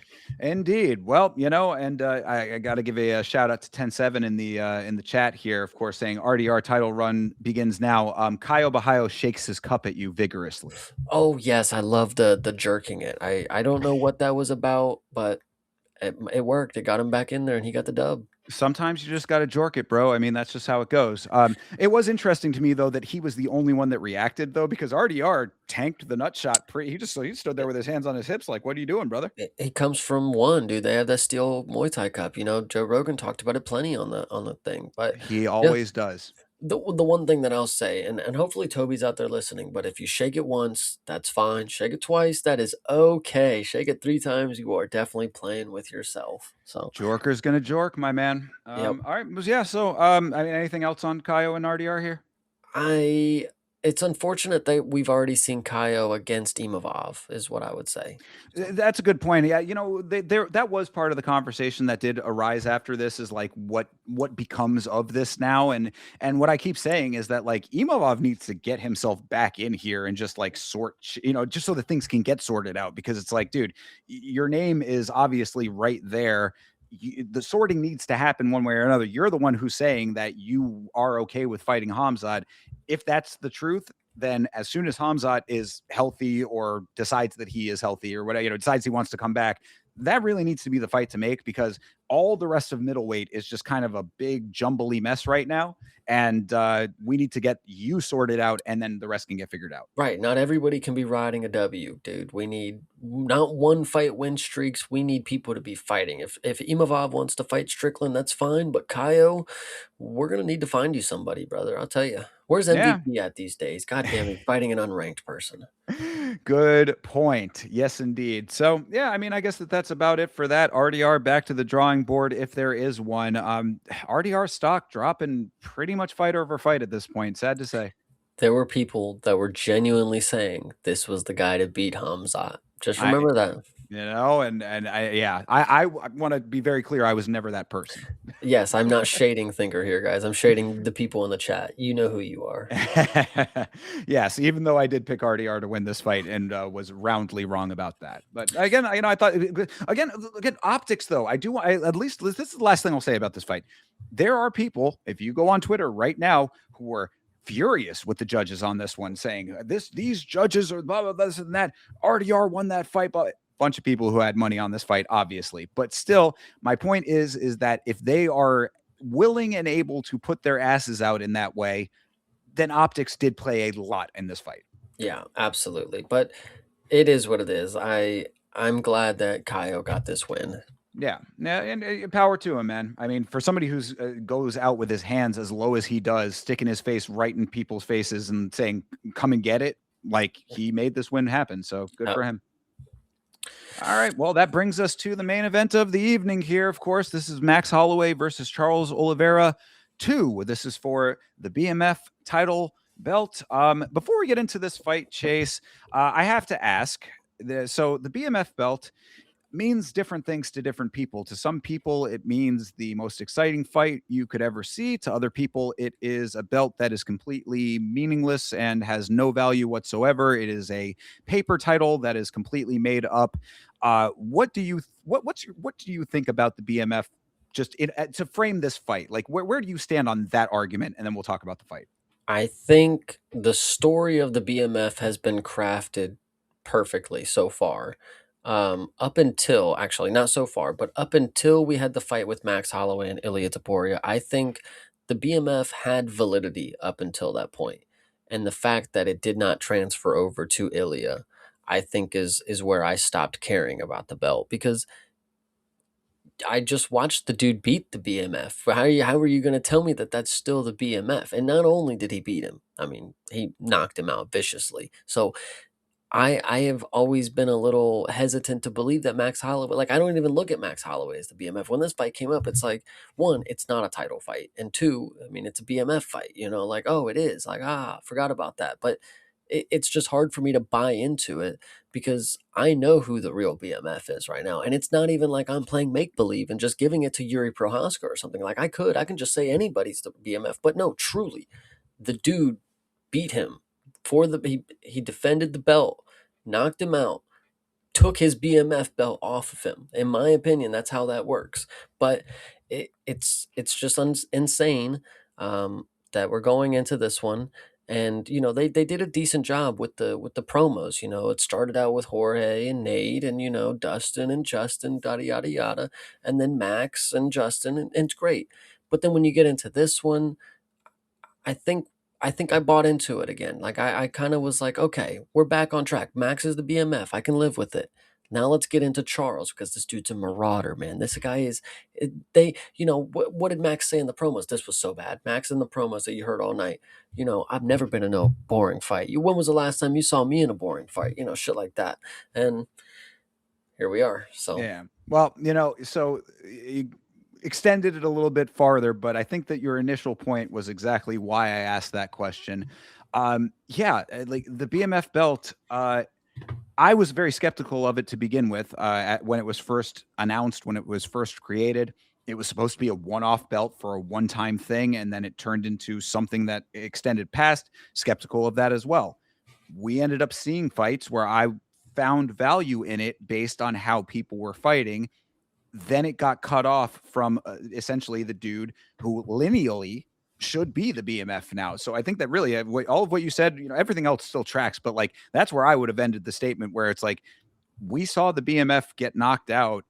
That's the BMF, whether he's holding this piece of paper belt or not. So that as the framework for that, I guess to continue on with your thought process, I still could find value in the idea that this is the fight like your life depends on it belt. Because that's always how I've looked at it for value. Because it doesn't matter in the big picture. It is a made up fictitious belt. Each division has a belt already. Those are the belts. This is an additional thing. This is the TV title in the WWE. So if you look at it for what it can do for a fight, still here? Sorry. I'm still here. Oh, okay. Sorry. It's a little cut off there for a second, but No, you're fine. so Continue on. yeah. So if you look at it for what it can do for the fight, that is where the value lies. When I see a fight like this for the BMF title, it would signal to me that we no longer have a BMF title. And I'm going to say that with the full understanding and caveat that this was a very dominant performance. This was a fantastic grappling performance. There was a lot of dangerous moments early on in this fight for Max Holloway. He had to fight the hands often. Charles was certainly searching for the submission. All of those things are true. But if it's the fight like your life depends on it belt, after round 2, I think that you can't really call it that anymore. Yeah, unfortunately, I definitely agree. This one, it was hard on your heart because, again, I was telling Thinker about this. I went to work. This was the first time that people that I worked with, they were like, hey, I watched UFC this week and I watched the main event. That shit sucked. And I'm like, I don't even have anything to tell you. It's not like I can sit here and defend Max. I mean, what was he supposed to do? He did everything that he was supposed to do, defend all the submissions. Obviously, Charles is going to get him down and he's going to go for submissions. Max Holloway is now a black belt, if anybody did not know. He is a Yeah, I black saw that. belt now for defending all of the choke attempts from Charles Oliveira. And and yeah, what can you say? The feet, when it was on the feet, that's what is the most frustrating part, is because it's not like Max was just dicing Charles up that made Charles shoot. No, Charles was arguably winning on the feet as well. He was rocking Max every time until he got close enough just to pick him up and throw him on the ground. I mean, it was it was a Big Brother performance if I had ever seen one, but it's unfortunate that this is just the matchup that we got for the BMF. Because yes, I agree, this is supposed to be the most entertaining fighters fight kind of deal, and if that's not what we're getting, and again, you cannot, it's you can't calculate what's going to be an exciting fight. And it's not always going to be an exciting fight, but for the most part, they've gotten it right. So the fact that we came here and we did not get a barn burner of a performance, it only leads me to believe that somewhere along the line, somebody told Charles Oliveira, if you win this, you can get a rematch for the belt. And that's the only reason that I think that he fought this way, is because he, in his mind, if I play it as safe as possible, if I get the win, I will get an opportunity to get my belt back, kind of deal. That's the only thing that I see happening right there. Yeah, either that or just the idea of holding a belt period, might have also been it. But no, yeah, I mean, to address a couple of those points, you always bring up a couple of good points in your passages here. What Max was supposed to do is get the fuck up. That's what he was supposed to do. I mean, people have been saying about how, this is a boring fight on the ground. It's like he fought the hands for all those, for those first 2 rounds. After that, I mean, like every time that, especially early on in the fight, round one, Max was emoting. He's raising his eyebrows. He's doing little facial expressions or whatever. He gets up. He does this facial expression when he's going back to his corner, like, well, that was something, wasn't it? Then he had 4 more rounds of it. It's like, Mhm. dude, this is what you got to do. This is the fight that you are in. I don't care if every other fighter that you fought has been a guy that's going to play your game. Like, if this is the game that is being played, you got to have an answer for it. And he clearly did not. Also, that goes to the dominance of Charles Oliveira. So I acknowledge that as well. I mean, as far as the entertainment aspect of it, another shout out to CTE. He said one time something that has really stuck with me, and I've kept it on through the ages now, where he said, uh, I prefer to have entertainment in my entertainment. I watch fights for entertainment. I'd like them to be entertaining. I cannot fault a person for thinking that way. I mean, like because people have said, especially during the chat, during the watch along, and on the commentary, oh, people are booing. These guys are casuals if they're booing. No one is taking away the dominance of the ground game of Charles. But when it gets to a point that you're watching 5 rounds of it and the submission attempts stop after round two, I mean, really, first 2 rounds, I was all in on this. Max is fighting the hands, rear naked choke attempts. He's having to pry the bar off. I mean, like, he's doing all of these things, and Charles is having to readjust, re-get it. When we're in round 3 to 5, and it's just now surviving through that without those attempts still going on, I don't think that anybody is wrong in their thought process of, I am not finding this very entertaining anymore. Absolutely. Yeah, it's just unfortunate because we all expected more from Max. We all expected Charles to, throw caution to the wind a little more, but excuse me, guys, jeez. But a 45-50 performance, it's what we got for the BMF. Now Charles owns it. And now we have to pray they strip him because, like, can we really trust? No, because, like, seriously, can we really give Charles a BMF performance after that? Like, Right. he didn't follow through on the BMF part of it. So if you give him another one, do we expect him to actually do it next time? Like, we expected him to do it this time. Like, Yeah. he's a marauder, man. Like, what happened? So Well, and that actually also brings me back to one of the points that you made that I did not address, which was, that is the craziest part to me. What you said about the striking. I mean, if there was anything that was surprising in this fight, it was Charles on the feet. His striking looked really solid against Max. He had him stung a couple of times before those takedowns. Max had one like minor moment of success, a couple of tags in round 4, I guess you could say, like at the beginning of it, right before it was back to business for Oliveira. Minor success on the ground in the 5th, just until Charles reforces his will again. I mean, like, Charles was roundly winning this fight. If Charles wanted to retain BMF status and not and survive that assessment that you just laid out, where people are talking about him possibly being stripped of the belt, then that striking that was already working for him would have been a good way to do it. Because, like, why would you not if you were having that level of success? And also for the fact that he looked so much bigger than Max. Like, Charles is not necessarily a person that I immediately think in my mind that's a huge guy. He looked huge compared to Max in this fight. So, I mean, like, you had all of the pieces of BMF in your hands to play with, and where you took that was creating a puzzle on the ground. yeah, this one's unfortunate. I don't know where they go from here.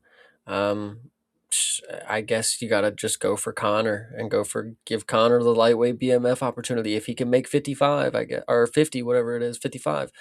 Yeah, Sure. give it to him. I guess so. I mean, even DC, Mr. Wrestling was saying, is this BMF worthy? I think that speaks for itself too. So could Connor come back and be the one to breathe new life into the BMF belt? You think that would be the case, Chase?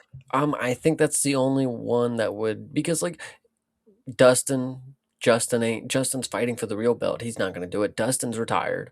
Any other person that you can think of. I mean, Armin, but that's not BMF worthy. Like, at this point, Charles has to fight somebody that's BMF worthy. Like, if not, then why the fuck did you give him the BMF belt? Like, Sure. I don't know. It's just Yeah, crazy. absolutely.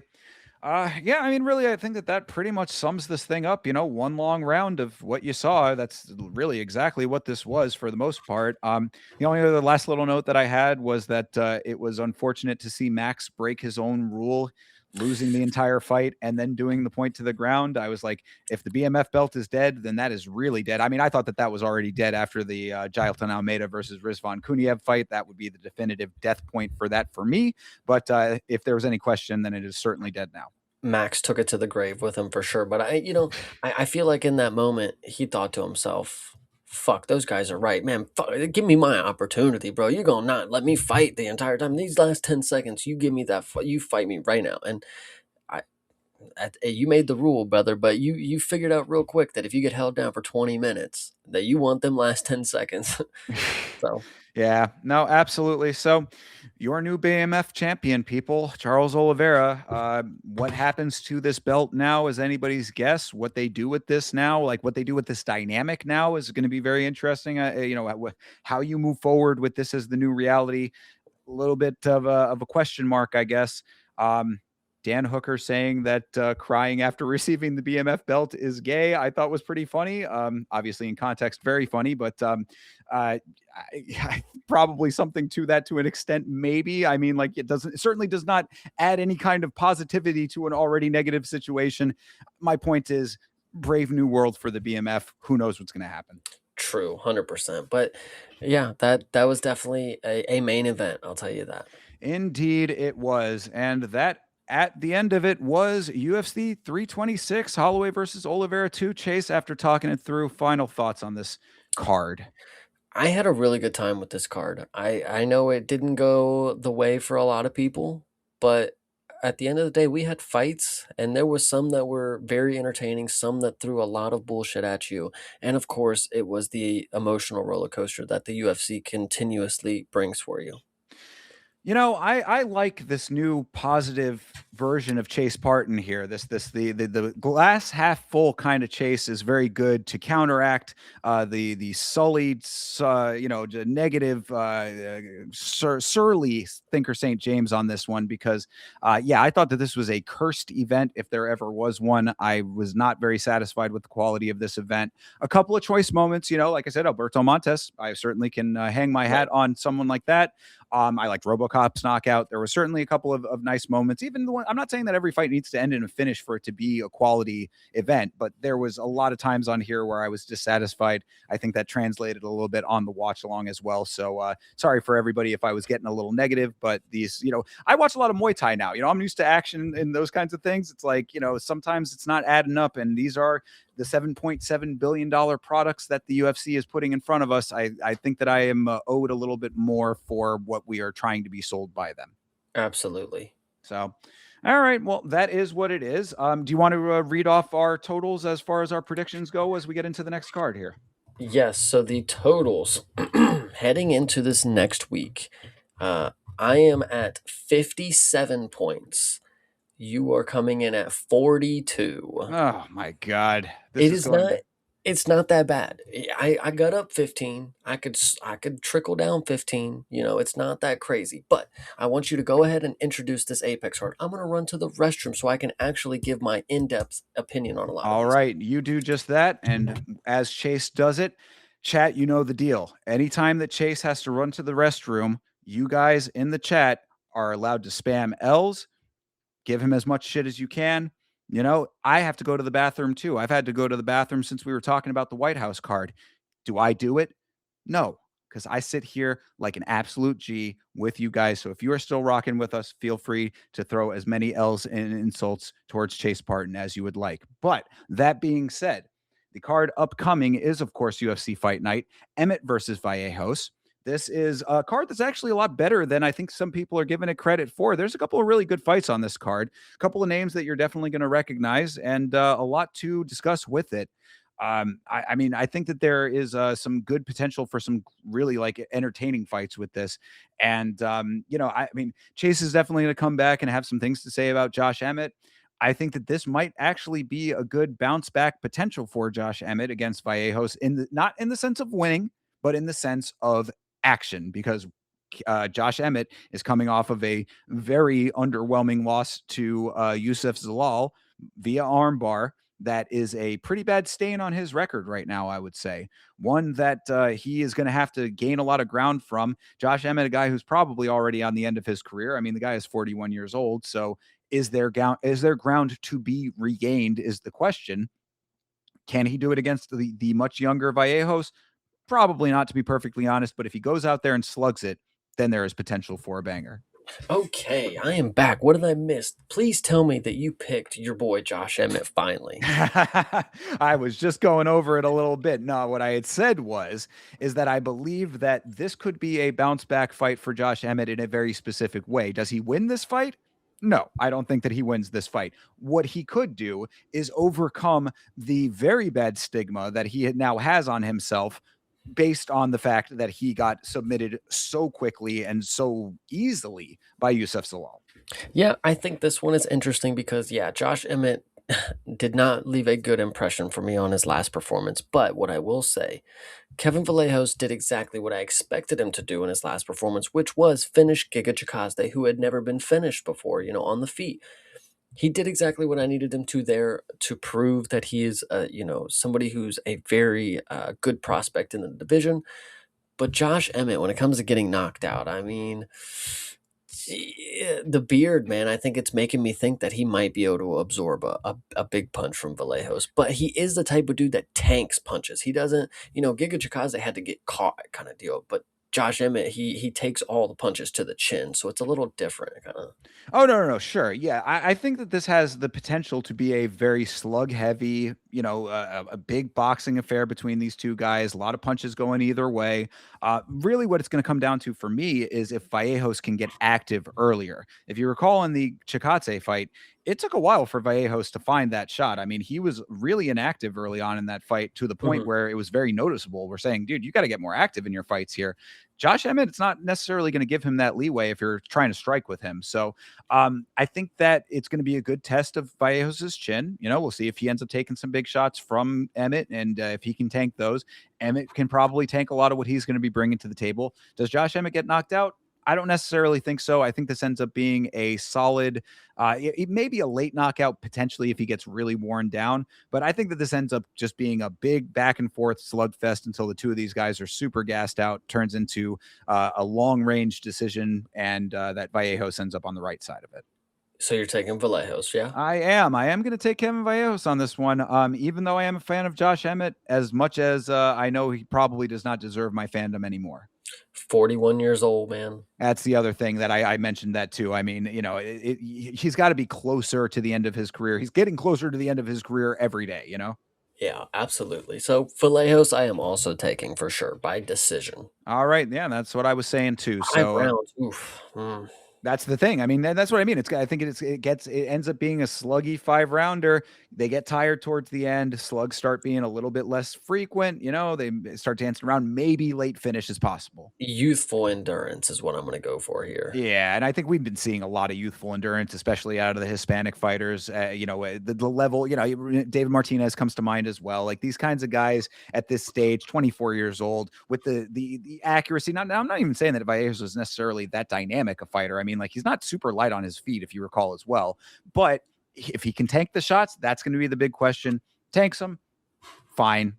Josh Emmett, it's not enough there anymore. Could he land a big bomb? He could, though. True. So, but I will go with Vallejos, and did want to give a shout out to Did You See the News? Another new viewer. Appreciate you being here, brother. Thank you, bro.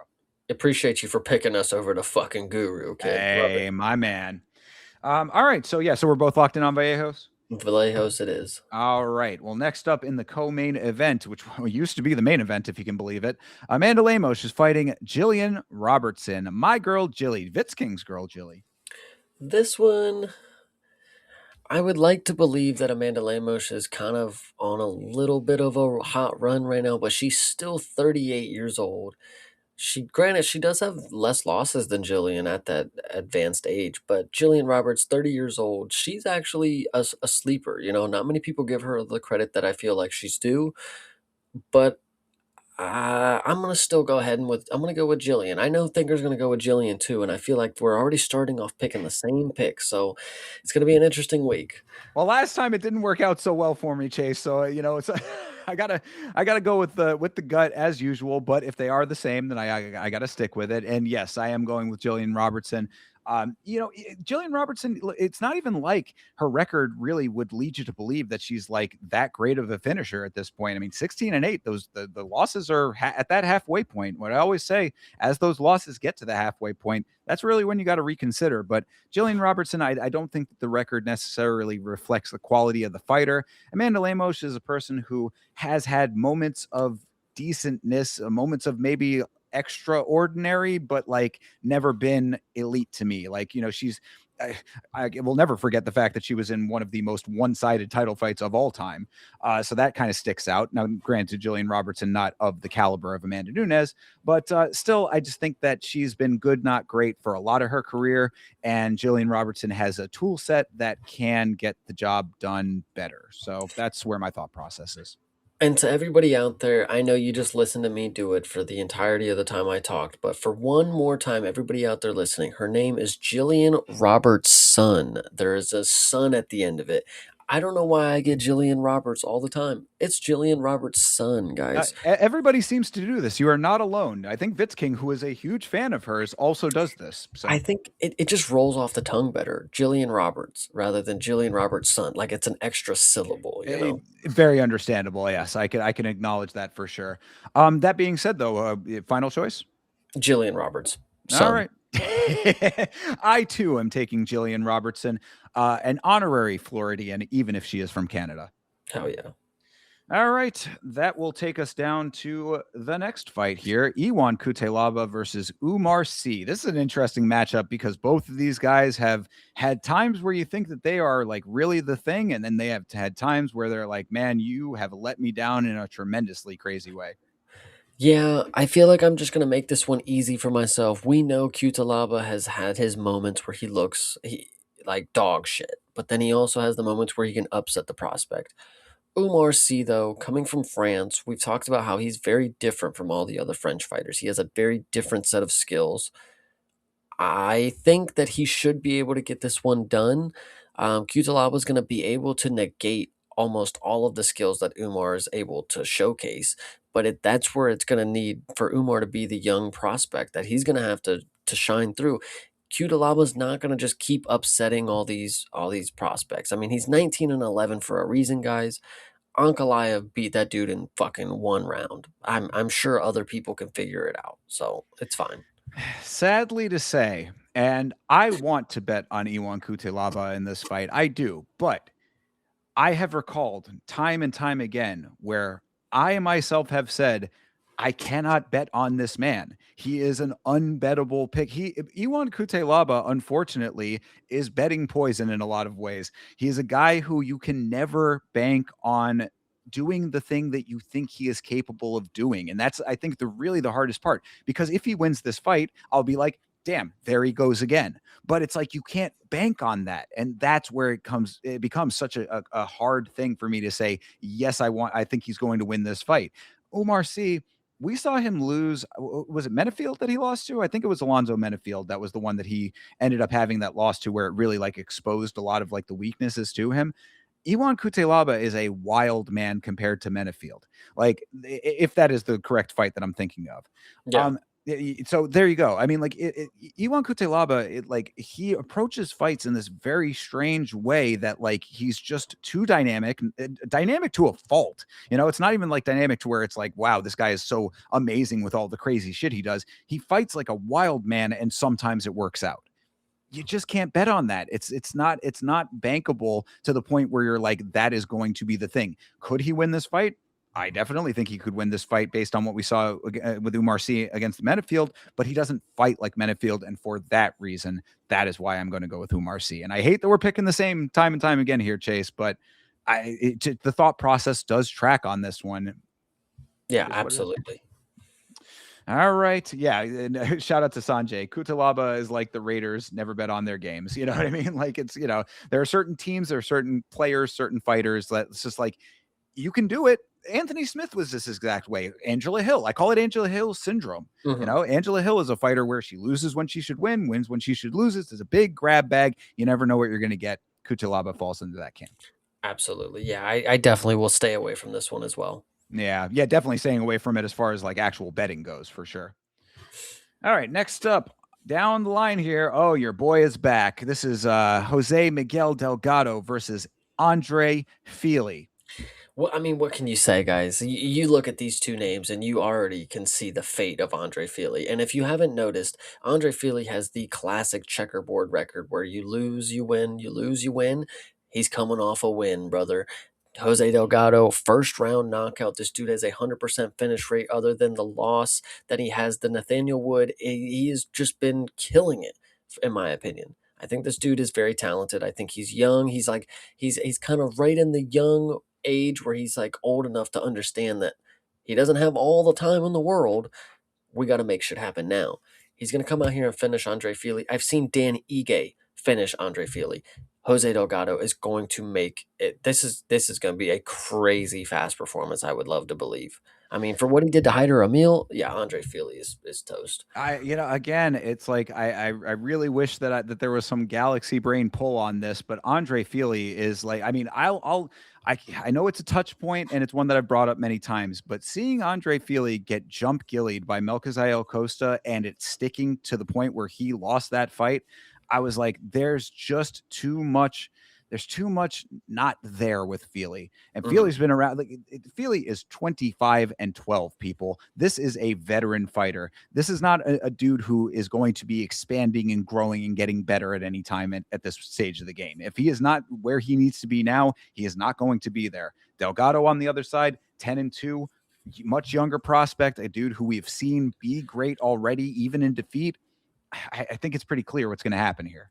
I didn't bring this up the other week and I completely forgot on the podcast, but considering Jose Delgado is up right now, I want you to believe that the only other guy that has beaten Jose Delgado, other than Nathaniel Wood, of course, was the same guy who beat Javier Reyes in the regionals. So, isn't that interesting?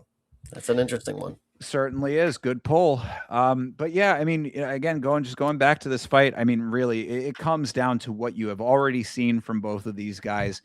Andre Fili has never been it. He's Yeah, just never been it. It's unfortunate. I don't think he's a bad guy. He seems like a cool dude, a good guy, all of those things. Guy who's out there trying to feed his family. A lot of respect for the guy as a human being. As a fighter, he's not the guy. So I mean, I don't know if Jose Delgado is going to rise up to the heights that you think he's going to chase necessarily, but in this fight, I think that it's definitely the old being sacrificed to the young. It's going to be a pretty easy walk away for Delgado.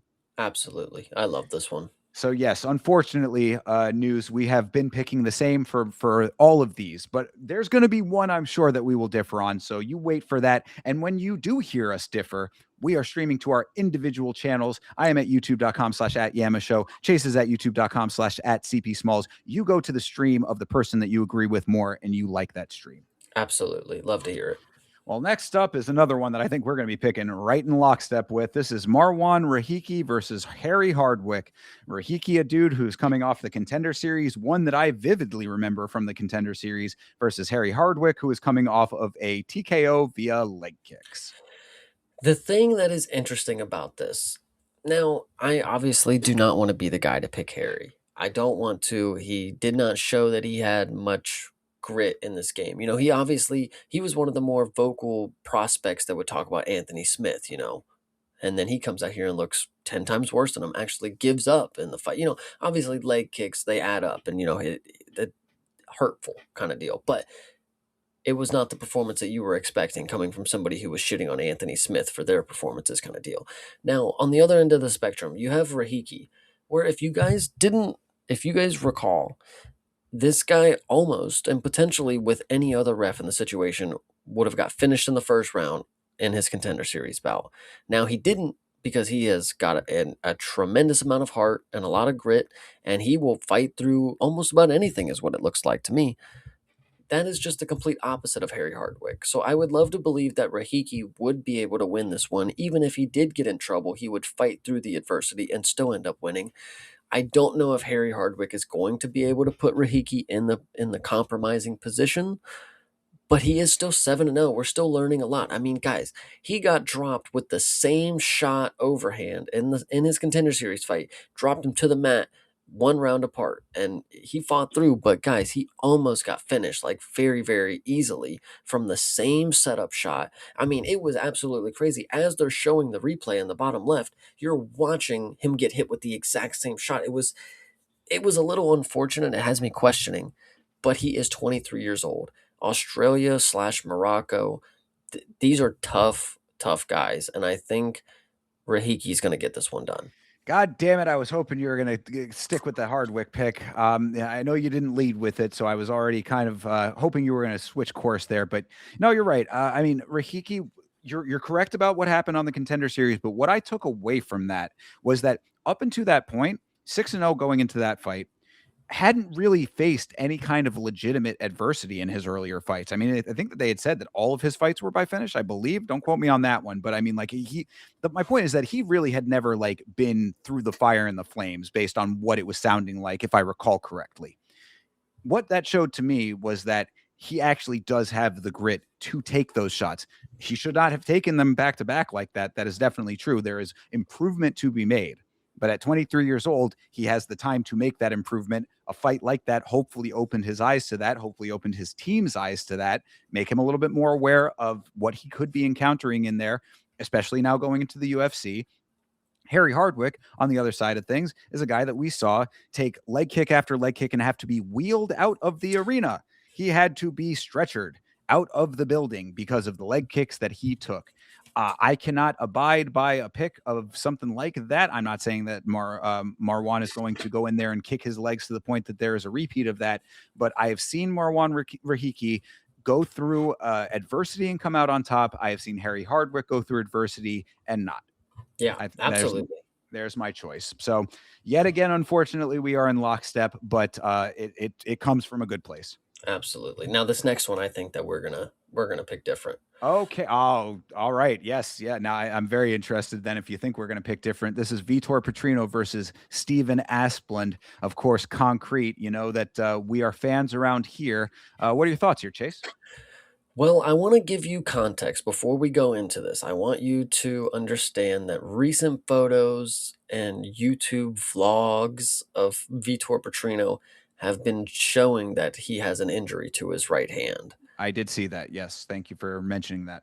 Now, what I will say is, at heavyweight, Vitor Petrino has morphed his game somewhat into more of a submission artist, and I really appreciate that for him because Steven Asplund has been submitted by the Denzel Freeman, if anybody can recall. Now, even if Vitor Petrino has a broken hand, I would, and I'm gonna say this lightly, I would put money that with one hand, if Denzel Freeman can submit you, I would beg to differ. Vitor Petrino could one-handedly do something similar. But that's just my opinion right there. So I'm genuinely going Vitor Petrino with an injury. And I even know he's injured, possibly, and I'm still taking him. So Big balls on this kid, Chase Parton. All right. Well, I like it. I like the thought process. I have been even through Petrino's down times, when he kind of took the turn that was, a little bit of a skid. I always thought that there was more for him. So like, when he moved up to heavyweight, I was like, this is good. I'm happy with how that's going. Like, and I saw Petrino lose live, I believe. I think that was the Jacoby fight that I saw with him. mhm. So, I mean, like, I'm aware of like the dynamics of Vitor Petrino. Steven Asplund on the other side, a guy who has proven that he will fight his way through as tough as he can until he cannot do it anymore. Now, if you're saying that you think that the submission heavy approach is going to be the method, there is definitely a thought process there that makes a lot of sense. We have not seen Steven Asplund tested when it comes to his submission defense, his counter wrestling or any of those kinds of things really in the UFC yet. With that understanding, I am still going to take him. So you are correct. We are going to differ on this one because I believe that to think that a one-handed man is going to be able to annihilate my guy Steven Asplund, I will believe it when I see it, and I will be very sad when it happens. I'm not saying that it won't, but again, I go with what works. I've seen Steven Asplund really put a lot of grit into his fights. So I got to believe that over time has gotten better. Maybe his submission game is no longer at the or submission defense game is no longer where it was when he fought Denzel Freeman. I got to hope against hope that that's the case. That thought process being what's going to take me forward. I'm going Steven Asplund. All right, I love it. I love this differential here. All right. Well, there you go, guys. There's your first difference on the card here. Maybe this one will be another one. This is Charles Johnson versus Bruno Silva. I mean, Charles Johnson coming back after a vicious knockout after already coming back very quickly another time. I mean, like Charles Johnson does not know how to pace himself, it feels. This one I think is a little more cut and dry, and I think this one really just comes down to what Bruno Silva, what he's capable of at his size. I mean, he sits down on his punches. This is not a dude who's gonna throw wild bombs. Alex Perez, wild bombs. He's throwing straight for this dude's chin. Bruno Silva, though, you have to bring yourself to meet him for a punch kind of deal. And I don't see Charles Johnson putting himself in that situation again. I mean, he did just get knocked out, yeah, but he's going to play this shit even 10 times more safe now, guys. What are you guys talking about? He's going to play the outside. He's going to use his hands and his feet and keep Bruno Silva way at distance. And Bruno Silva, again, the only threat that you have to worry about, if Charles Johnson's going to get chinned, you have to worry that he dips his face right into an uppercut from Bruno Silva. And that's just not going to fucking happen. So I'm definitely taking Charles Johnson on this one. All right, then we are the same because the big stat that sticks out to me based on what you're saying and what I very much agree with is this top one right here, Mhm. 5'9" versus 5'4". That is also paired with this stat right here, which is 70-inch reach versus 65-inch reach. Charles Johnson has the height and the length to be evasive, and Bruno Silva does not have the wherewithal to get on the inside to make it his fight. Charles Johnson is a very dynamic fighter, even at his size. Like he moves very well. He can get caught. We've seen him get caught. We just saw him get caught. But I don't think that Bruno Silva has the tracking ability to make it his fight based on those dynamics. I think that Johnson's going to be able to. I'm not even saying that the same as you, that he's going to play it as cautious as you're saying that he might. I think he might just be able to walk into it and still just use the ranged attack elements even at close range. Like I think the long legs, knees up the middle are fine. If he has to be a little bit farther out, he can strike at distance. He's another guy that likes to pull back and strike from a little bit of a farther, that pull back forward strike that he likes to do. I mean, that's something that'll work for him in this fight as well. There's so many things that Charles Johnson brings to a fight like this that I just don't think that Bruno Silva has an answer for. 100%. No, yeah, this one will be, like I said, this one's easy choice for me. Charles Johnson should have a big comeback here, and he should be able to get back to Twitter saying that he's rightfully the champ or whatever he's got going. Exactly. Just another opportunity to stay firmly in the middle of the pack, right there with Sumidarji. Exactly. All right. Then next up here, Brad Tavares versus Eric Anders. This is another, sadly, I think, pretty easy one to predict. What do you think, Chase? Brad Tavares, he's a Hall of Famer at the end of the day. I know a lot of people won't admit this, but he's spent a lot of time in this UFC octagon, and he's just going to continue racking up records. And Eric Anders is not necessarily anybody that is very, very good. So Brad Tavares, by unanimous decision, is definitely what I'm going with here. Yeah, again, I hate to say it. I like Eric Anders a lot. I think that he is a guy who has overcome some personal demons, and that's very commendable. Even after doing that, was underwhelming in his return fight, sadly.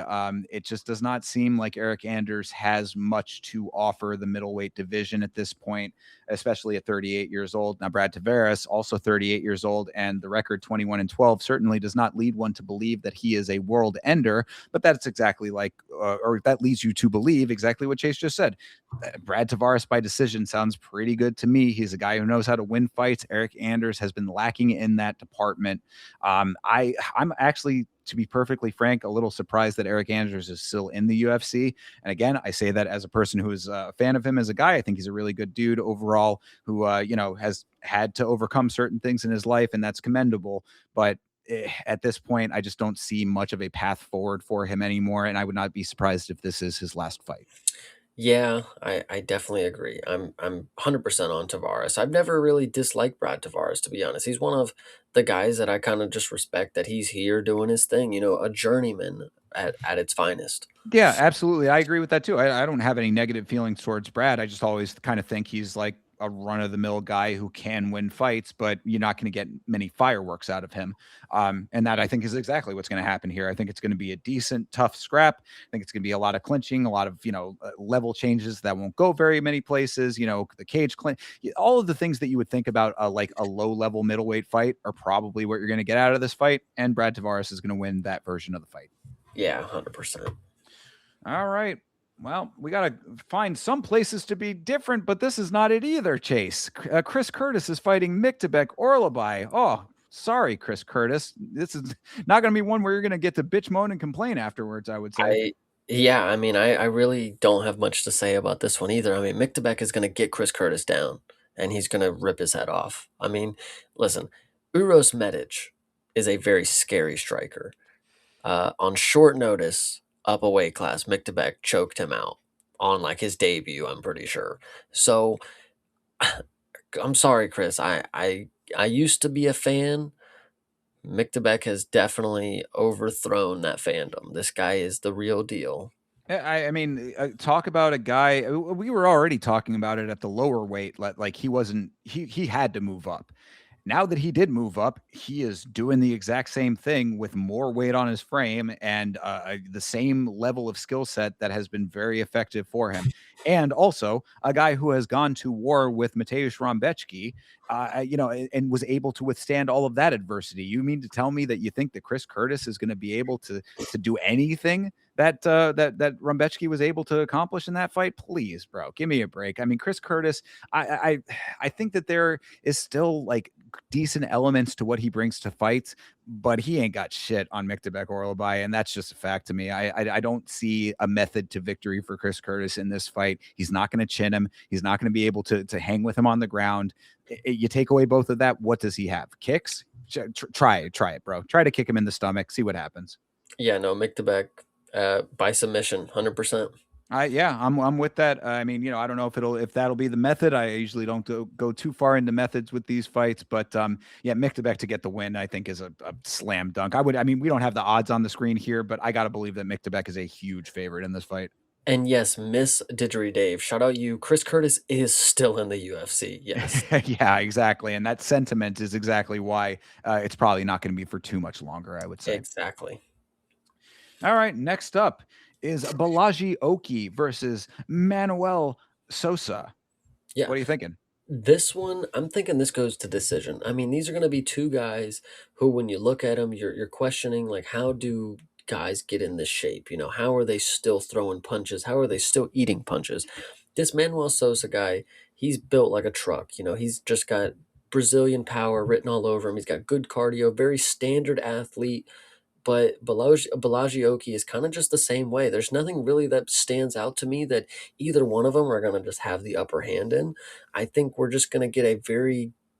These are two athletic people. They're going to be able to do a lot of things that you're not thinking that they're going to do. Like obviously they're going to they're going to start striking. They're going to have some grappling sequences, but the real magic is when those things happen. If we start to scramble, you're going to get to see who's going to be the more athletic freak here. And I think Manuel Sosa has a good opportunity to be a pretty good force, but at 13-1, still a little green.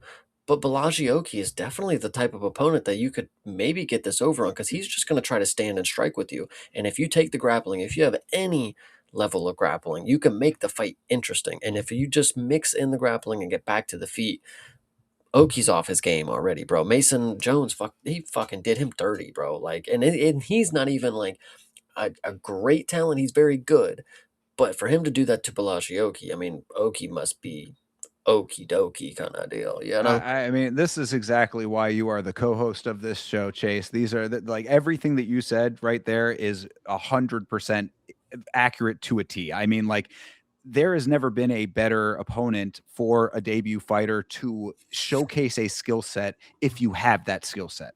Like Balaji Oki, if you're going to power strike with him, that might be a problem for you for sure. If there is any level change ability in there, you can make this your fight very easily. And also, the other thing that we saw from the Mason Jones fight that you mentioned is that if you are facing adversity and have the fight IQ to recognize that it is time to level change, hold him down for a little while, tire him out, get him to a point where he starts to give a little bit, then you can come back from behind. Like that's something that is completely available to you. You remember Mason Jones had to fight back through some pretty heavy adversity to make that win happen. Now he had the fight IQ to recognize that that was what it was. Manuel Sosa being a little bit early to the game can't. I mean, we literally were just talking about Rafael Tobias, who was showcasing atrocious fight IQ as a debut fighter. Cannot say that I can necessarily claim that Manuel Sosa is going to have that off rip. I guess it really comes down to what attack plan he decides to take for this. But if there was an opponent that you could have a good fight and a good debut against, you want it to be Vallejos. So that all being said, Chase, what's your pick? I'm taking Manuel Sosa. All right. Well, I am going to only because I do not know enough. I did. What was the outcome of his contender series fight? Can you recall? Yes, I already looked. He finished his opponent in the third round. His opponent was I believe he was from Chile, and he also trained at the Goat Shed. And No, he's Mexico. what was the method? Third round TKO. TKO. Yeah. Man, that does put a little bit of a wrench in my thought process here. I'll differ on this one. I'll go with Bellagio. You're gonna go Oki? I am gonna go Oki. I think that if it, I think that the power striking early could be the thing that'll make it. I gotta believe that the experience in the UFC will be a part of the factor. Not again, not enough data to go fully off of a contender series fight. Quality of the opponent comes into play when it comes to that. I've seen Oki not be great, but I have seen him throw some pretty heavy bombs in the past too. So maybe Manuel Sosa does not have the wherewithal to do what Mason Jones did. That's the thought process. Hell yeah. All right. Next up is Luan Lacerda versus Hetcher Sosa. Of course, Hetcher Sosa is very well known off the Contender Series as the man who pulled the victory off after overcoming some very harsh issues in his personal life. And I this goes back to the Contender Series really when you don't really know too much about Sosa because when you look at the performance, he obviously put on a performance that made you realize yes, he has the skills that he can compete. He belongs here. But what was he doing in the fight that made you believe that we need him in the UFC? There was not much. He unfortunately was able to secure a contract, and it was after some extenuating circumstances. So you don't want to believe that that's the reason that he got his contract because that's untrue. He showed the skills that he belonged. He had a performance where you could tell that he was, you know, going through traumatic things. Like it wasn't a performance that you felt like you're watching a fighter who's on his game. You could tell that it was, and even if you couldn't tell it, you shouldn't base a performance after something like that. That should not be the defining moment that you have for him. Give him an opportunity to have a clear mind, get over all the things that he's had in the past kind of deal. And let me see him perform. Give me one performance where there's no bullshit kind of deal. What they always say, leave it at the door when you come in. It's like it's not that easy sometimes kind of Sure. deal. Yeah, absolutely. So I really hope that he comes out and has a really good performance. I think Luan Laceredo is this is an easy fucking win. This is a jiu-jitsu nerd if I've ever seen one. I mean, he's got 11 submissions and has not been knocked out once, and he has never knocked out anybody. And Hetcher Sosa, again, I would love to believe that he's a lot better than the performance that we saw because there were some things going on for him. The unfortunate part is that he was going to get a contract almost either way. As he Right. just had to win the fight. He just Yeah. had to win and they were going to give him this opportunity. So it's hard for me to put a lot of stock into him, but for this fight specifically, oh yeah, he's fucking winning this shit. Like no fucking doubt. You think he's coming in and he's getting the dub off rip, huh? Yes, yes. All right. Well, then I will also differ on this. I'm going to go with the jiu-jitsu nerd. I think that we did not see enough greatness on the ground from him in that fight to lead me to believe that he's going to be able to hang. I mean, I think that there's plenty of potential for what we saw out of Hetcher Sosa to get held down. I mean, there were moments of him having some success on the ground, but I think that it was really coming more off of his opponent not being that great. to be perfectly honest. I mean, I certainly empathize with his story. I think there was a narrative there, all of that, be the guy or the reason that people remember your fucking name. All of it's a beautiful sentiment, all of that. Put that out, that's all to the side. I didn't see enough high level ground game off of that fight to be like that's going to save him from a guy who is much better in that department. Brazil versus Spain in that department. Again, I think it's speaking to me in that way. I hope that Hector Sosa does win. I would like to see it, and let him be a guy who can come in and be great. Certainly, Luan Lacerda should be a person that you should be able to beat if you are going to be somebody in this organization. That being said, I got to see it to believe it. Absolutely. All right. So you're going Lacerda? I certainly am. I Okay. am. All right. Bia Mosqueda is fighting Montserrat Rendon. What do you think here? This one again, we don't know. We still don't know too much about Bia Mosquito. I love saying her name like that for no reason, but she is a finisher. I mean, she's got a TKO to her name, and she's got 4 submissions. She is that. Oh yeah, she's that grappling guru kind of woman. So Yes. listen, Rendon is from Mexico. I'm gonna go ahead and put my stock in her being able to be submitted, although she's never been finished. So she's 7-1. I can see her first submission loss coming right here.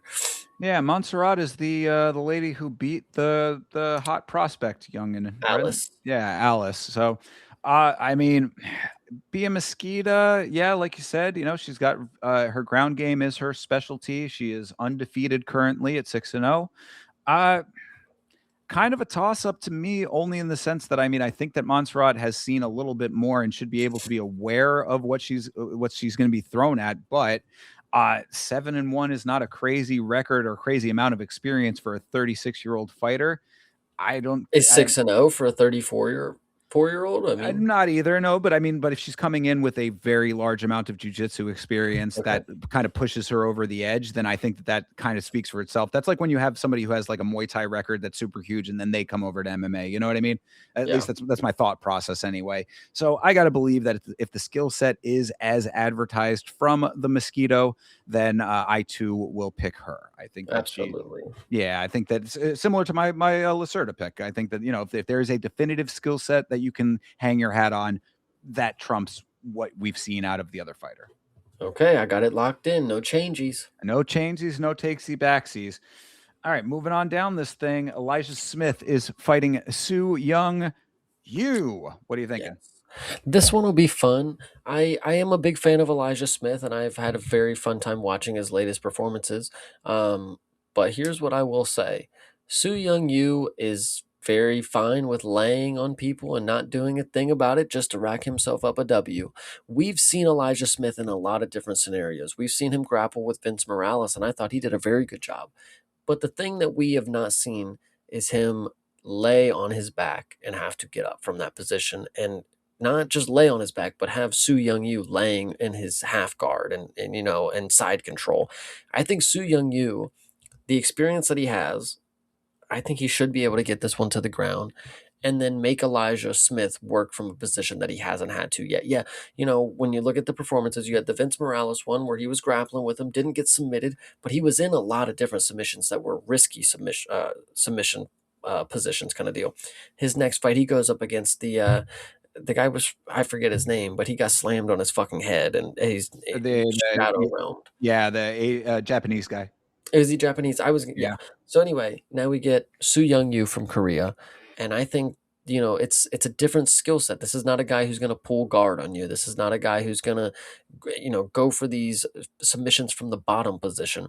Elijah Smith is going to end up on the bottom, I would say, in a couple different of these positions, and Su Young Yu is going to rack up a lot of control time. I'm going to go ahead and say that the 23-year-old prospect might not be able to get this one done against my guy.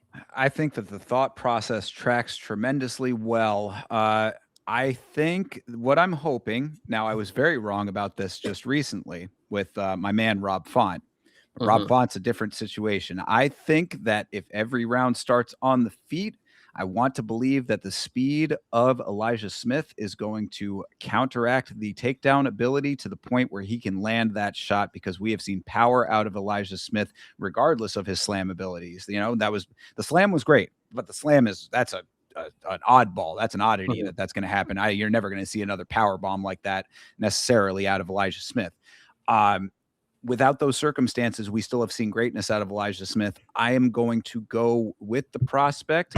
I don't know if he's going to be able to catch the dub, though. This is a tough one, man. You made a really good case for Su Young Yu based on what this is jiu-jitsu, yeah? Yes. Yeah, exactly. I mean, I want to say though that I remember talking about this guy and saying like, when have we seen the actual jujitsu? Yeah, he just named himself that. He has no jujitsu at all. He just calls himself that. I mean, supposedly he does, and maybe he actually does, but we have yet to be able to see it. He is just a wrestler. I mean, he's Yeah. just wrestles people. So, I mean, I want to, well, because okay, then I guess what I will say to this is that what we were seeing out of, I believe it was Kazama was the name of the Japanese guy, if I'm not mistaken. What we were seeing out of him was a lot of wrestling and grappling attempts, and that's what led him to finally get slammed. Mhm. So that being said, I mean, Elijah Smith was able to hold his own against all of that and still come out and find a victory from that. Even if you chuck that to the side, I want to believe that throughout the course of a fight, if it takes a little bit of time, if Su Young Yu has to be doing that for 2 rounds, then in the third, maybe he ends up getting finished off of a speed differential that ends up, kind of him. It widens over time. He ends up starting to gas out. Elijah Smith ends up taking this thing. I will go with Elijah Smith. You're taking Swift I Smith. Okay. certainly am. Swift in the name. So, you're going to have to catch him to get him. You want your money back, chase me. Yeah, love it. All right. And then starting this thing off, oh, my girl Sam Hughes is fighting Piera Rodriguez. Oh man, this I don't like. But what do you think, Chase? Why are you sitting here acting like you don't like this one? I mean, this is the easiest dub for Sam Hughes ever. Piera Rodriguez has literally DQ'd herself. See, Chase ends up cutting out because of that haterism that he was just speaking right there. Are you back, No, Chase? yes. Oh, okay. Piera Rodriguez has literally cost herself W's by disqualifying herself with a headbutt. And she is one of these people who joins the division, and she's a lot smaller when she gets here. So she was like an atom weight when she joined the UFC. So if you notice her picture right here, I mean, she's a little chunkier now than she really, it's not it's not the easiest thing to be an atom weight and come into this, into the UFC and just dominate. Sam Hughes has honestly looked pretty fucking good in her last couple performances. Am I wrong about this? No, you're absolutely correct about this. But what I will say is that I went against Piera Rodriguez for the exact point that you made. Yeah, she DQ'd herself and she was a moron for it.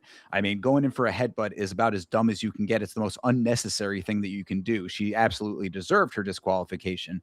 But then I had to go into Tampa and see her get a dub when I thought that she was easily going to lose that based on the lack of fight IQ, et cetera, et cetera. She's better than that would lead you to believe. And that is why I'm very nervous for my girl, Sam Hughes, because you are right. Sam Hughes has been on a bit of a tear lately. She is one that I said had bucked the trend. She is a person whose record is defiant of her skill set. She's better than her record would lead you to believe.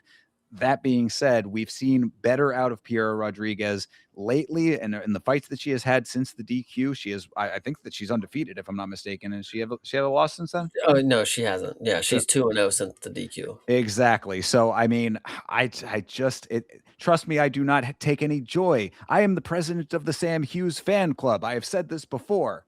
But if we're going strictly off of what I think is going to happen in this fight, I think that Piera Rodriguez takes this fight. Oh, it hurts. It hurts, Chase. So I'm going to tell you something, and I don't think this is going to change your opinion, but maybe it should after recent things. October 15th, 2022, Piera Rodriguez unanimous decision over Sam Hughes. So So then there you go. Yeah. you think it'll go the same way? I mean, we just saw RoboCop get his revenge. Sam Hughes clearly wants this matchup. She How wants to. what's her win streak looking like right now, Sam Hughes? She's on a win She streak. she's on a 3-fight win streak. So you really She trying to just tempt me? submitted Shauna Bannon. That doesn't really do much for me. Yeah, I'm sticking to my guns on this one. I hate it. I hate You're that I going am. Piera? I am. What are you doing? Okay. I'm gonna go Sam Hughes for All sure. right, and then there you go. Now that fight right there will be the one that you are. I give you a golden ticket to dunk on me if I am not correct about this one, Chase, because as I said, am the president of the Sam Hughes fan club. So if I'm going against my girl and she wins this fight, you have carte blanche. Make me feel like an idiot. Well, what I will say, Unfortunately for everybody, you're not gonna listen. You're not gonna be upset. This first fight of the night, two females. It's gonna be a banger. You It know it. always is. Chase is absolutely correct about this and could be correct about a lot of these picks.